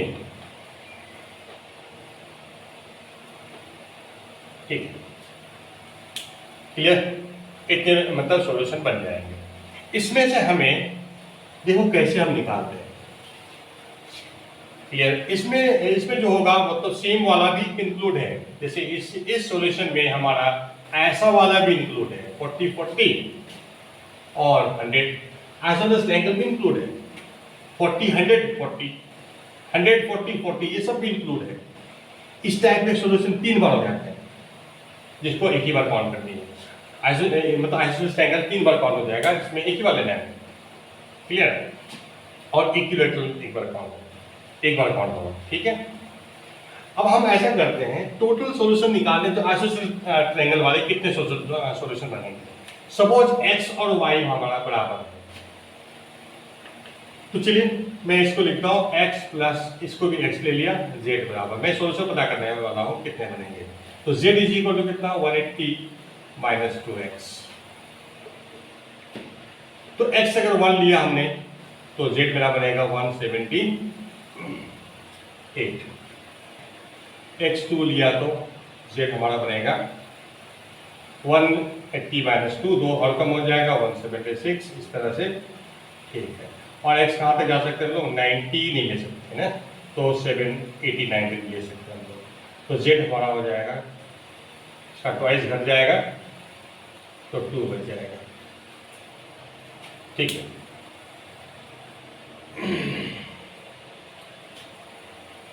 टू इंटू 89 माइनस होगा तो 2 बच जाएगा, ठीक। तो कितने वैल्यू हो गए, 89 ट्रायंगल्स, 89 हो गए, 89 सॉल्यूशन होंगे इस टाइप के, ठीक। अब x और y से लिया तो 89, ठीक। हाँ, इसमें ध्यान से देखें, इसमें एक इक्विलैटरल भी आ गया होगा, जैसे x 60 आपने लिया होगा तो ये आपका z भी 60 आ गया होगा, x 5 तीनों z तीनों 60 हो गया होगा, ठीक है। यानी इक्विलैटरल शुरू करके 88,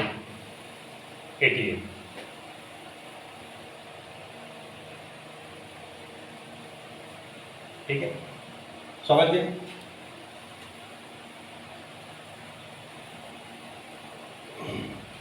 तो हम इस टोटल सॉल्यूशन में आइसोसेलेस माइनस करेंगे और फिर आइसोसेलेस कितने बनेंगे भाई, x और y से किया तो हमने क्या मिला, यानी जैसे होगा मेरा 1 1 1 1 178, ये 3 बार काउंट होगा, फिर 2 2 170, ठीक है।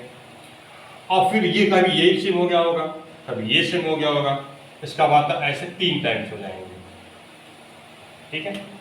यानी 3 इंटू 88 आइसोसेलेस ट्रायंगल बन जाएगा। जब x और y सेम होगा तो इतना, फिर yz सेम होगा तो इतना, फिर xz सेम होगा तो भी इतना, इतने आइसोसेलेस ट्रायंगल बनेंगे, ठीक है। इतने सॉल्यूशन हो जाएंगे इस टाइप के, जो हमें आइसोसेलेस ट्रायंगल देंगे, इतने सॉल्यूशन। उसमें एक इक्विलैटरल ट्रायंगल होगा। अब इसको माइनस कर लीजिए टोटल में से, 179 इंटू 89 में से इसको माइनस कर लो, ठीक है। अब बाई 6 कर लो, अब जो बचेगा इसमें स्केलिंग ट्रायंगल बन जाएगा, सब डिफरेंट एंगल, यानी स्केलिंग ट्रायंगल बच जाएगा। और स्केलिंग ट्रायंगल का जो है वो कोई भी सॉल्यूशन 6 बार काउंट हो रहा था, तो ये सॉल्यूशन में जो भी ट्रायंगल बनेंगे वो सब स्केलिंग होंगे, और एक ही 6 ट्रायंगल इस सिमिलर हो जाएगा, तो 6 बार काउंट हो जाएगा, इसलिए बाई 6 कर लेंगे।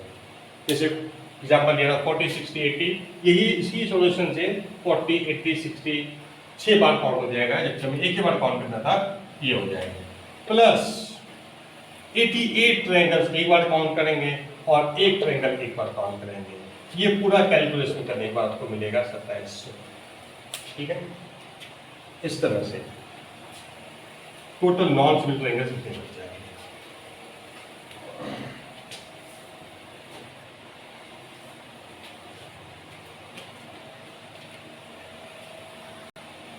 ठीक है, 2 क्वेश्चन में और कैलकुलेशन बता देता हूं।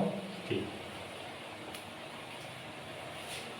मेरे पास क्वेश्चन है 0 से π/2,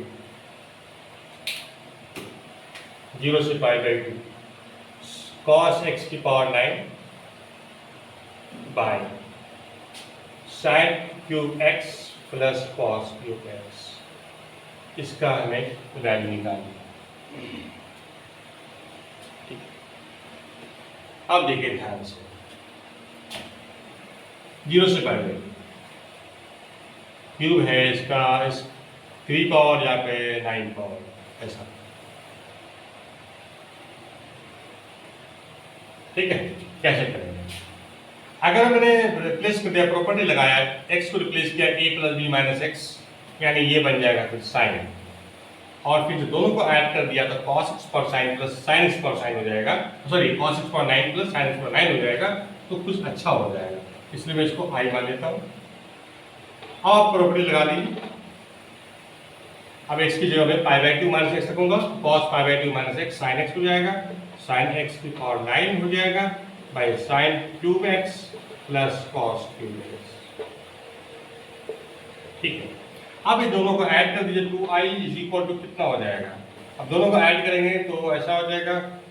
अच्छा, यहाँ पे भी रखना पड़ेगा, ये साइन π/2 माइनस एक्स, ये cos x बन जाएगा, cos x की पावर 3 प्लस ये cos, यहाँ रखूंगा तो x की जगह ये बन जाएगा साइन, तो वापस वही मिलेगा।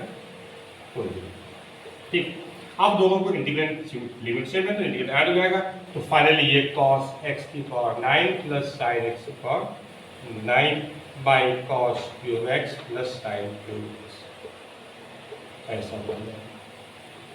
अब इसका फायदा क्या होगा देखिए ध्यान से, हमें आई निकालना है ना, इसका वैल्यू निकाला, उसका आई मान लिया। अब देखिए ध्यान से, इसका कैलकुलेशन आसान है। अब कैसे? ये समझो a प्लस बी और ये हो गया a cube plus b cube, तो क्या होगा? इसका फॉर्मूला क्या होगा? a plus b, a cube plus b cube मतलब a plus b into a square plus sorry minus a b, a into b ऐसा हो गया, प्लस बी स्क्वायर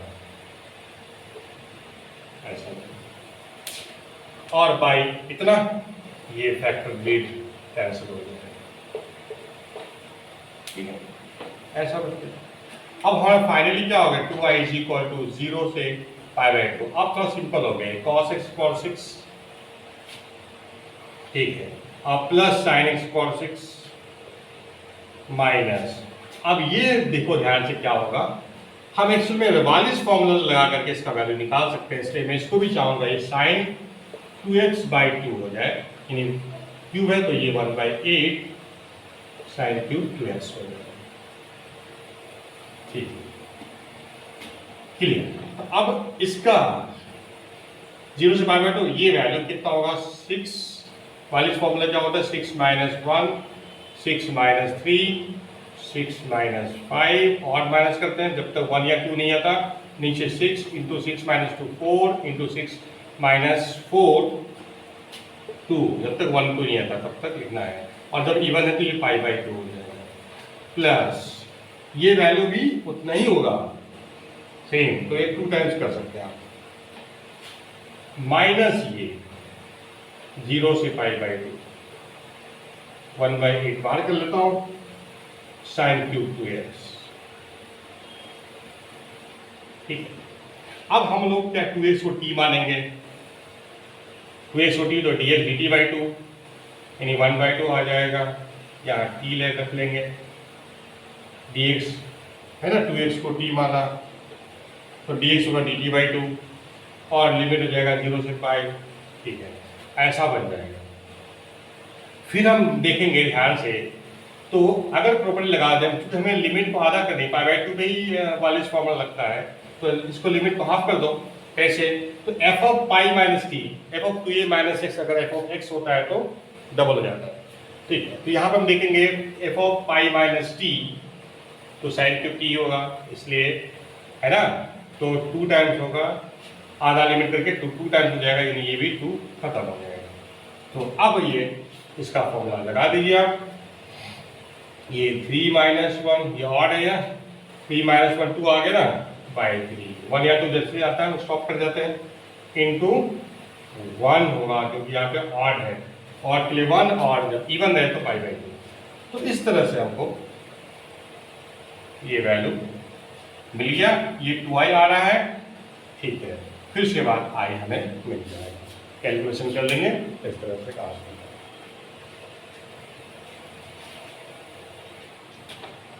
ठीक है, एक मैं ऐसा दिखा रहा हूं,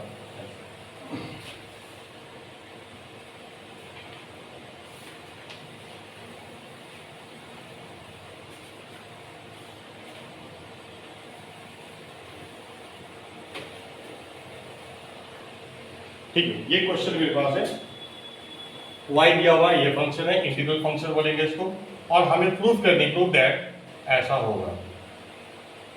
ठीक, तो इसके लिए हम लोग लेबनिज रूल ऑफ लेबनिज का जो डिफरेंशिएशन का फॉर्मूला लगता है, लेबनिज रूल से हम लोग करते हैं इसको डिफरेंशिएट। ठीक है, 3 टाइप का फॉर्म होता है इसमें लेबनिज में, एफ टी मान लो gx टू hx है। हाँ, अगर मान लो ऐसा है तो क्या करना है, क्या इसका डिफरेंशिएशन करना है, जिसमें लिमिट में फंक्शन ऑफ x आ गया, सॉरी, तो क्या होगा, t के रिस्पेक्ट में इंटीग्रेट होगा और फिर फाइनली x का फंक्शन बन जाएगा। इसको हम लोग अगर डिफरेंशिएट करते हैं तो होता क्या है, तो ये अपर लिमिट आता है, फिर रिप्लेस होता है t, और फिर hx का डिफरेंशिएशन माइनस, फिर लोअर लिमिट आता है t की जगह पे, और फिर gx का डिफरेंशिएशन, ऐसा हो जाता है। क्लियर, सबसे आसान फॉर्म है ये। और मान लो अगर तुम्हारा a और b में फंक्शन ऑफ x नहीं है, लेकिन यहां पे फंक्शन ऑफ x है। ठीक है, अब देखिए t है, इंटीग्रेशन वेरिएबल की है, t के रिस्पेक्ट में इंटीग्रेट होगा, बाद में a b से रिप्लेस हो जाएगा, तो t तो गायब हो जाएगा, लेकिन x बचेगा, क्योंकि इस फंक्शन में कहीं ना कहीं x है। तो ये फंक्शन किसका होगा, x का होगा। तो अगर हम x के रिस्पेक्ट में करते हैं डिफरेंशिएट, तो होता क्या है, इसमें क्योंकि आपका लिमिट कांस्टेंट है, ठीक है, तो बस क्या होगा, बस पार्शियल डिफरेंशिएशन होगा t कॉमा x फंक्शन का, x मतलब t को कांस्टेंट मानते हुए x के थ्रू का तो डिफरेंशिएट, ठीक है, फिर बाद में इंटीग्रेशन बचेगा, ये हो जाएगा। लेकिन अगर आपका दोनों है, यानी यहां भी t हो, मतलब x आ जाए, तो t तो वेरिएबल है इंटीग्रेशन। अब क्या है, जो इंटीग्रेंड है उसमें भी x आ गया, x का टर्म आ रहा है, x का फंक्शन आ रहा है, और लिमिट में तो सही। ठीक है, अब इसमें क्या होगा, यहाँ पे क्लियर, तो फर्स्ट दोनों टाइप का यहाँ पे काम होगा। पहला टाइप का काम क्या होगा, t की जगह पर लिमिट आएगा, x जहां पे वही रहेगा, t रिवर्स रिप्लेस हो जाएगा, और h का डिफरेंशिएशन h डैश से मल्टीप्लाई होगा, फिर क्या होता है, माइनस होता है, और फिर t की जगह क्या आएगा, gx आएगा, और x जहां पे है वही रहेगा, जो भी x का फंक्शन है वही रहेगा, बस t की जगह आ जाएगा gx, फिर g का डिफरेंशिएशन g डैश x, एक, ठीक है। और अब इसके अंदर जो x होने की वजह से एक टर्म और ऐड हो जाएगा, पार्शियल डिफरेंशिएशन टर्म, x के रिस्पेक्ट में करेंगे, x के रिस्पेक्ट में डिफरेंशिएशन कर लेंगे पार्शियली, t को कांस्टेंट मानते हुए, और फिर इंटीग्रेशन बचेगा। तो ये होता है 3 डिफरेंट फॉर्म लेबनिज। अब देखिए, अब यहाँ पे किस टाइप का फॉर्म है, तो ये लास्ट वाला फॉर्म है। यहाँ पे देखिए, यहाँ पे x आ गया, फाइनली x का ही फंक्शन बनना है और x आ गया, और यहाँ पे लिमिट में भी x है, लिमिट में भी x का फंक्शन है एक जगह तो कांस्टेंट फंक्शन है 0। तो यहाँ पे हम क्या करेंगे, तो थर्ड टाइप से करेंगे। तो डी बाई डी क्या होगा, x की जगह t आएगा इनटू, और यहाँ पे t आ गया, ये तो इनटू में है साइन, यहाँ पे x की जगह t आ जाएगा, सॉरी t की जगह x आ जाएगा इनटू x का डिफरेंशिएशन, माइनस क्या 0 पुट करो t की जगह पे, फिर बाद में 0 का डिफरेंशिएशन 0 हो जाएगा, तो इस टर्म को लिखने की जरूरत ही नहीं है। तो अब बताइए क्या हो गया, हाँ प्लस प्लस एक टर्म और होता है 0 टू x। अब हमें इसको करना है differentiate with respect to x, keeping t is a constant, तो ft तो एज इट इज रह जाएगा कि कांस्टेंट है, इसमें x है, तो इसके रिस्पेक्ट में करेंगे पूरे एंगल के रिस्पेक्ट में, तो ये cos बन जाएगा, डिफरेंशिएट कर रहा हूं मैं, पार्शियली डिफरेंशिएट कर रहा हूं, और फिर जब हम इसका करने जाएंगे इसके में, तो ये बन जाएगा k, x का k हो जाएगा, t का 0 हो जाएगा, इस तरह से ये एक टर्म आ जाएगा। Clear D. अब बताइए साइन 0 हो गया, साइन 0 0 गुना 1 गुना f 0, तो इस तरह से फाइनली डी सूत्र कितना आ गया, तो 0 to x ft times cos k times x minus t, के कांस्टेंट बाहर भी कर सकते हैं, ऐसा बन गया, ठीक है। अब फिर से करेंगे तब डबल डेरिवेटिव मिलेगा। अब फिर से करते हैं इसको डिफरेंशियल, तो d y square by d x square, इसका डिफरेंशियल हो गया, इसका स्टार्ट करने वाले हैं, तो अभी वही थर्ड टाइप से करना होगा कि इसे बाहर कर लेते हैं हम लोग, इसका करते हैं डिफरेंशियल। तो यहाँ पे x की जगह सॉरी t को रिप्लेस करेंगे अपर लिमिट x से, cos k times x minus x into x का डिफरेंशिएशन, और फिर जो जी माइनस 0 पुट करेंगे t के जगह पे, फिर 0 का डिफरेंशिएशन 0 हो जाएगा, प्लस थर्ड टर्म बचेगा, यानी इसको t के सॉरी x के जब पास में डिफरेंशिएट करेंगे, तो ft तो एज इट इज है, t क्योंकि t कांस्टेंट है हमारा, इसको करना है x के रिस्पेक्ट में, तो cos का हो जाएगा minus sine k times x minus t into ये हुआ इसके रिस्पेक्ट में। अब हम इसका करेंगे तो x के रिस्पेक्ट में पार्शियली, तो kx का k हो जाएगा, kt का 0 हो जाएगा, ऐसा डी। क्लियर, ये बन गया। अब बताइए क्या हुआ, fx cos 0 1, ये माइनस बाहर आ गया 0 to x, ft sine k times x minus t dt, यहाँ भी k बाहर चले गया। अब यह k fx minus k into ये क्या चीज था, ये तो y था, k into ky, k square, k आ गया d स्क्वायर हो रहा है dx स्क्वायर। अब इसी तुम बदल भेज देंगे तो जो प्रूफ करना था वो आ जाएगा।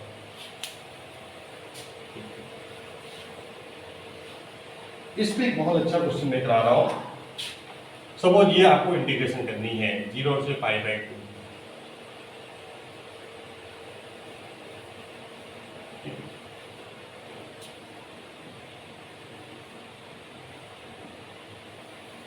सॉरी माइनस पाई बाई 2 से पाई, ये और ये ln 1 plus b sine x by sine x dx, इसका मैं वैल्यू निकाल दिया, ठीक है। अब ये ऐसा फंक्शन दिया हुआ है जिसको हम लोग इंटीग्रेट कर नहीं पाएंगे, ठीक है।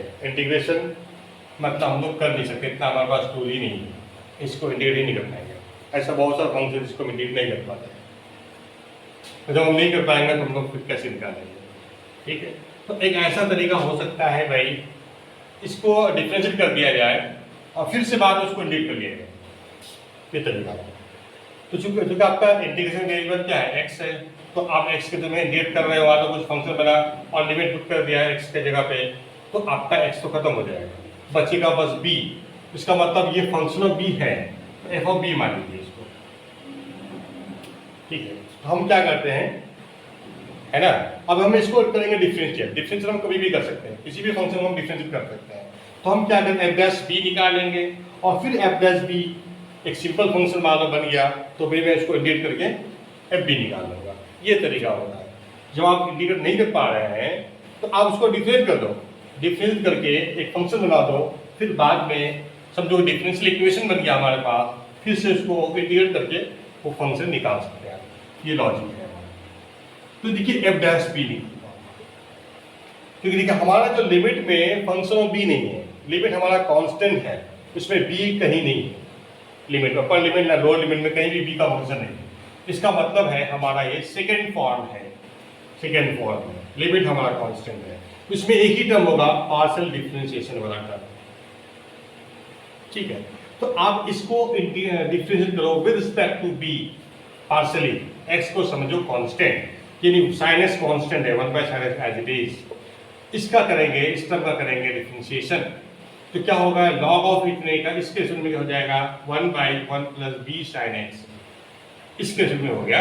और फिर जब हम इसका करने वाले करेंगे तो इसका क्या बनेगा, differential with respect to b बनेगा इसका 0, इसका हो जाएगा sin x × b का 1 dx।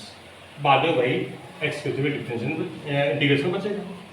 तो इससे क्या हो गया, फाइनली ये खत्म हो गया। तो -π/2 से π/2 1/1 + b sin x dx, ठीक है, ये बच गया। अब देखिए, अब जो फंक्शन बना इसको मैं, ये एफ डैश भी यही होगा फंक्शन, इसको मैं इंटीग्रेट कर सकता हूँ, ये हम इंटीग्रेशन कर पाएंगे, यही हमारा लॉजिक है। इसको कैसे इंटीग्रेट करेंगे, तो b तो आपका कोई भी नंबर है। अच्छा, यहाँ पे एक चीज सबसे पहले आप ये मान लो कि b आपको गिवन था, क्वेश्चन में मेंशन कर लीजिए, b mod b less than equal to -1 है, इसका मतलब -1 से b 1 के बीच का कोई नंबर है, ठीक है। तो अब ये इंटीग्रेशन किस फॉर्म का है, a + b sin x + c cos x, ऐसा एक फॉर्म बताया आपको। तो वो कैसे होता है इंटीग्रेशन, तो इसके लिए हम क्या करते हैं, sin x को लिख देते हैं 2 tan x/2।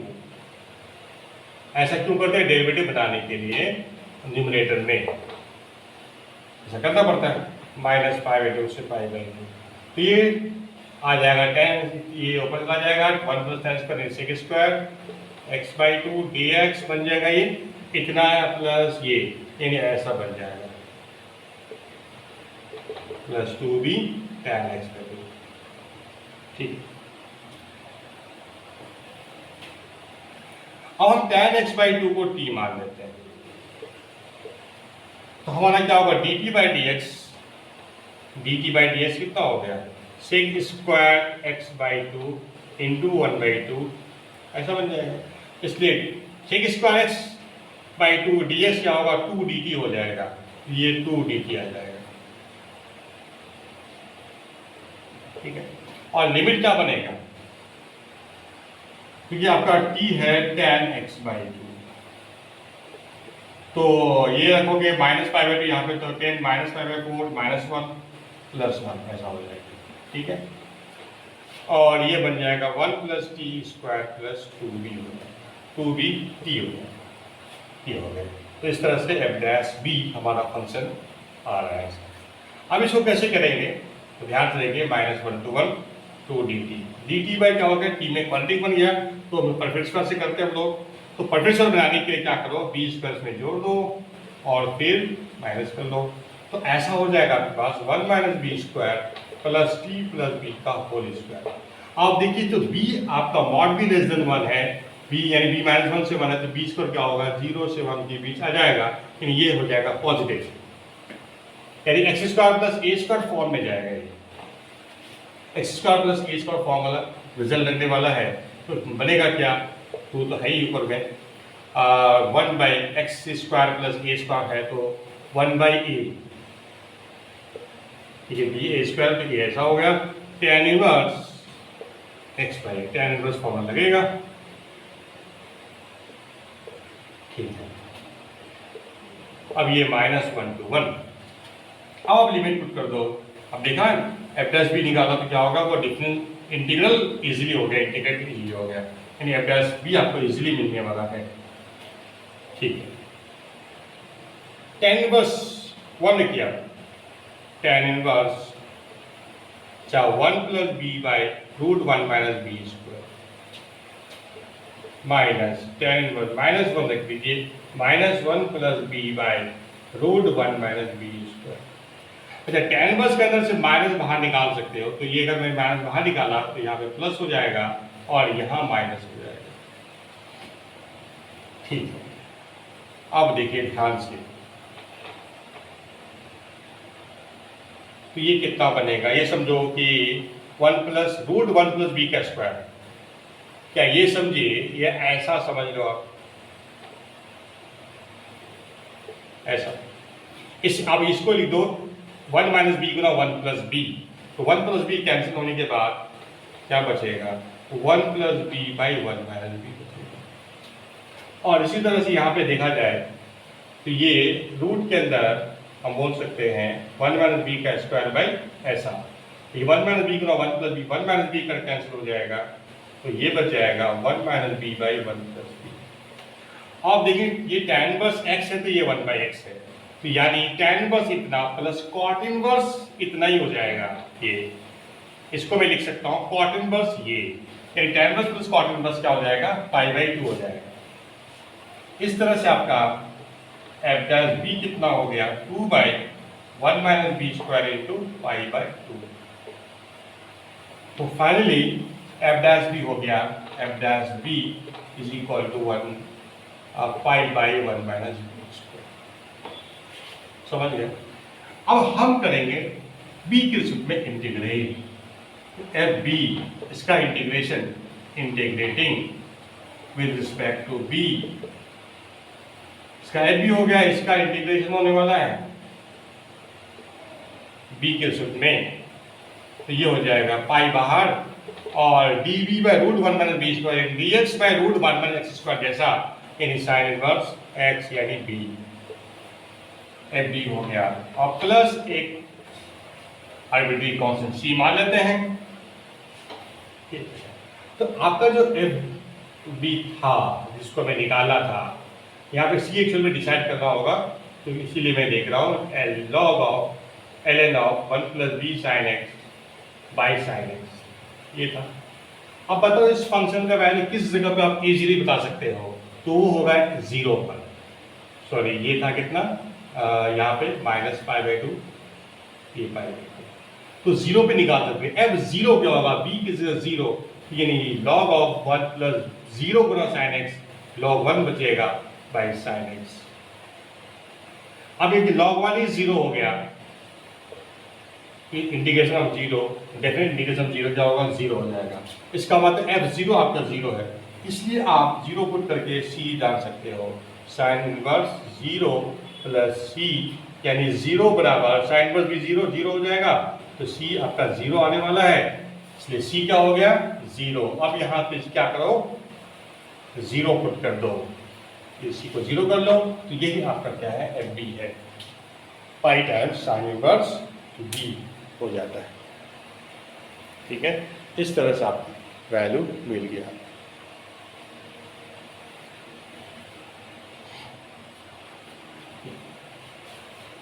तो इस तरह से हम लोग लेबनिज रूल का भी बहुत सारा क्वेश्चन इस पे लेबनिज रूल बनता है, बहुत सारे क्वेश्चन बनते हैं लेबनिज रूल पे। ठीक है,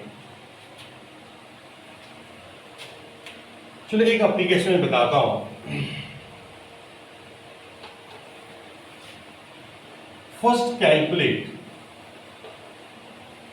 0 से pi by 2 dx by a square cos square x plus b square sine square x, ये निकाले पहले, एंड देन कैलकुलेट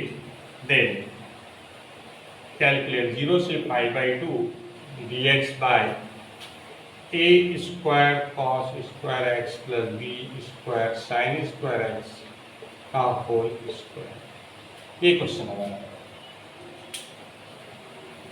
तो ये कैलकुलेट करेंगे, फिर उसी से हम लोग इसको निकालेंगे। ठीक है,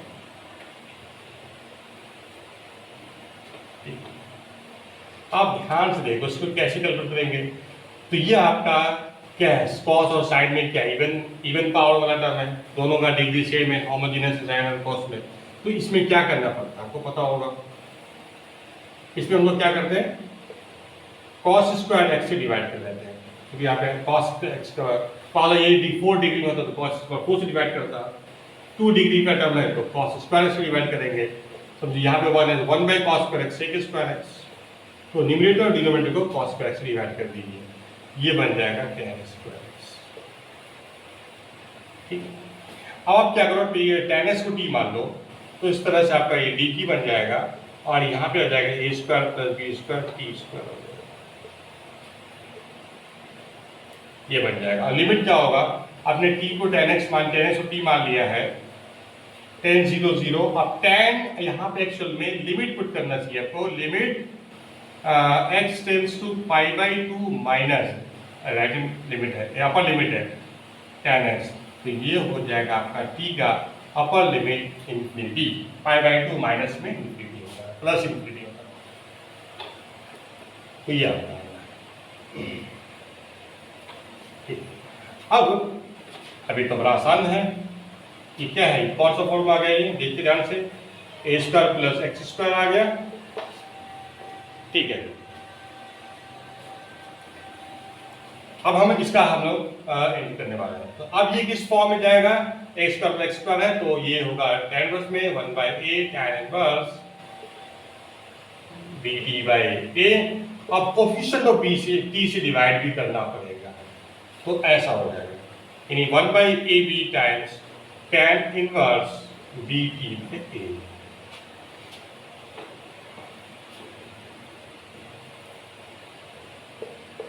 जीरो टू इनफिनिटी। अब बताइए,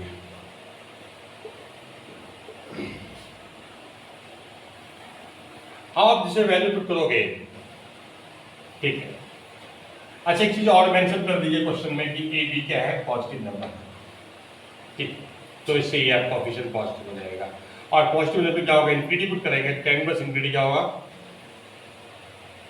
पाई बाई 2 बन जाएगा, माइनस 0 पुट करेंगे 0 हो जाएगा, तो finally pi by 2 A B आ गया, ठीक है।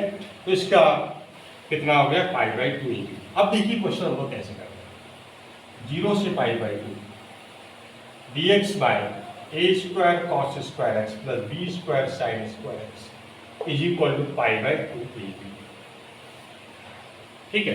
अब ध्यान से देखो, अब हमें इसका स्क्वायर बनाना है ना, यहाँ पे पावर 2 चाहिए, कैसे आएगा, इसके बाद 1 बाई एक्स का डिफरेंशिएशन कितना होता है, माइनस 1 बाई एक्स स्क्वायर, यानी इसका स्क्वायर बनने वाला है, ठीक है, समझ गए, ऐसे करने वाले। तो हमें करना क्या है आगे, देखिए ध्यान से, आप इसको समझ सकते हैं, ये क्या है, फंक्शन ऑफ ए बी है और फंक्शन ऑफ बी है, तो एक बार में एक समझ लेते हैं, तो माना कि फंक्शन ऑफ ए है, भाई बी आपका कोई फिक्स नंबर है, बी कोई फिक्स नंबर, ये this is the function of A, function of A, x तो गायब हो जाएगा, लिमिट पुट करके 0 पाई बाई 2 एक्स गायब हो जाएगा। अब देख भी रहे हो कि भाई ये ए बी का फंक्शन है, तो अभी हमने बी को कांस्टेंट समझ लिया, यानी ए का फंक्शन है, तो हम क्या करेंगे, दोनों साइड डिफरेंशिएट करते हैं विद रिस्पेक्ट टू ए। अब देखो ए केस में करेंगे डिफरेंशिएट, इसमें क्या होगा, क्योंकि लिमिट में अपना ए का फंक्शन नहीं है, इसका मतलब ये सेकंड फॉर्म है लेबनिज का, क्लियर, तो यानी इंटीग्रेट हम लोग डिफरेंस करेंगे पार्शियली विद रिस्पेक्ट टू ए। अब होगा क्या, 1 बाई है फंक्शन, तो होगा इसका इसके रिस्पेक्ट में हो जाएगा माइनस 1 बाई एक्स इस पूरे का स्क्वायर इनटू, अब जब हम इसको करने जाएंगे differential with respect to a only, तो साइन एक्स और बी तो हमारा कांस्टेंट है, तो इसका 0 हो जाएगा, इसका होगा कितना, cos square x constant as it is, a square का होगा 2a, और इधर भी करना पड़ेगा आपको a के रिस्पेक्ट में डिफरेंशिएट, तो पाई बाई 2 भी तो कांस्टेंट हो गया, a का माइनस 1 बाई ए स्क्वायर, ठीक है। अच्छा ये भी देखो माइनस, अब क्या करना है, ये -1 और ये 2a, यानी -2a को आप, चूंकि आप देखो अब मैंने कर दिया डिफरेंशिएट, अब चूंकि ये आपका इंटीग्रेशन तो x के रिस्पेक्ट में है, तो आपका अभी भी समझो a तो कांस्टेंट ही है, क्लियर। तो -2a को आप तो डिवाइड कर दो, ठीक है। तो -2a यानी यहां पे 4 आ जाएगा और ये क्यूब हो जाएगा और ये माइनस खत्म हो जाएगा, इतना हो जाएगा, ठीक है। तो ये आपको एक बार आ गया। अब इसी तरह से हम लोग अब समझेंगे ये b का फंक्शन है, ये हमारा कांस्टेंट है। अब b के थ्रू कर लेते हैं differentiate with respect to b। अब बताओ क्या होगा, यहां भी होगा -1 इसका स्क्वायर इंटू इसका करेंगे डिफरेंशिएशन, इसका तो 0 हो जाएगा जब हम b के थ्रू करेंगे। यहाँ b का फंक्शन एक और कांस्टेंट मान लेंगे, ठीक है। तो कितना बनेगा, चलो यहीं भी लिख देता हूँ। तो ये ये कितना होगा भाई, -1 इसका स्क्वायर हो जाएगा into sine square x into 2b हो जाएगा, क्योंकि साइन स्क्वायर x कांस्टेंट है, 2b हो गया dx, यहाँ पे पावर 2 और यहाँ पे π/2 कांस्टेंट 1/b का -1/b स्क्वायर। अब फिर उसी तरह से माइनस क्यों ऐसा कर रहा हूं मैं, क्योंकि यहाँ cos स्क्वायर बचा हुआ है और यहाँ sin स्क्वायर बचा हुआ है, बाद में जब ऐड करेंगे ऊपर में 1 आ जाएगा क्योंकि नीचे cos सेम है, इसलिए मैं ऐसा कर रहा हूँ। ये 2b को आप -2b को इधर भेज दीजिए, ये 4 ये माइनस खत्म, इतना बन जाएगा, ठीक है, क्लियर। अब हमें पारिभाषिक कर दिया डिफरेंशियल a b के रूप में। अब एडिंग दोनों इंटीग्रेशन को ऐड कर दिया, एडिंग तो जैसे ऐड करोगे आप, है ना, ये दोनों ऐड होगा तो ये दोनों सेम ही डिनोमिनेटर, तो न्यूमरेटर ऐड होके 1 हो जाएगा और ये स्क्वायर dx, और इधर क्या होगा, इन दोनों को ऐड कर दीजिए तो π/4ab सेम कॉमन ले लिया, 1/b प्लस 1/, अच्छा यहाँ पे क्या था 5, हाँ क्यूब बन गया था ना ये, हाँ ठीक। तो 4ab कॉमन या a square plus b square, तो इस तरह से a square plus b square into π/4 times ab का होल भी बन जाएगा, ठीक है, इस तरह से, ठीक है, थैंक यू।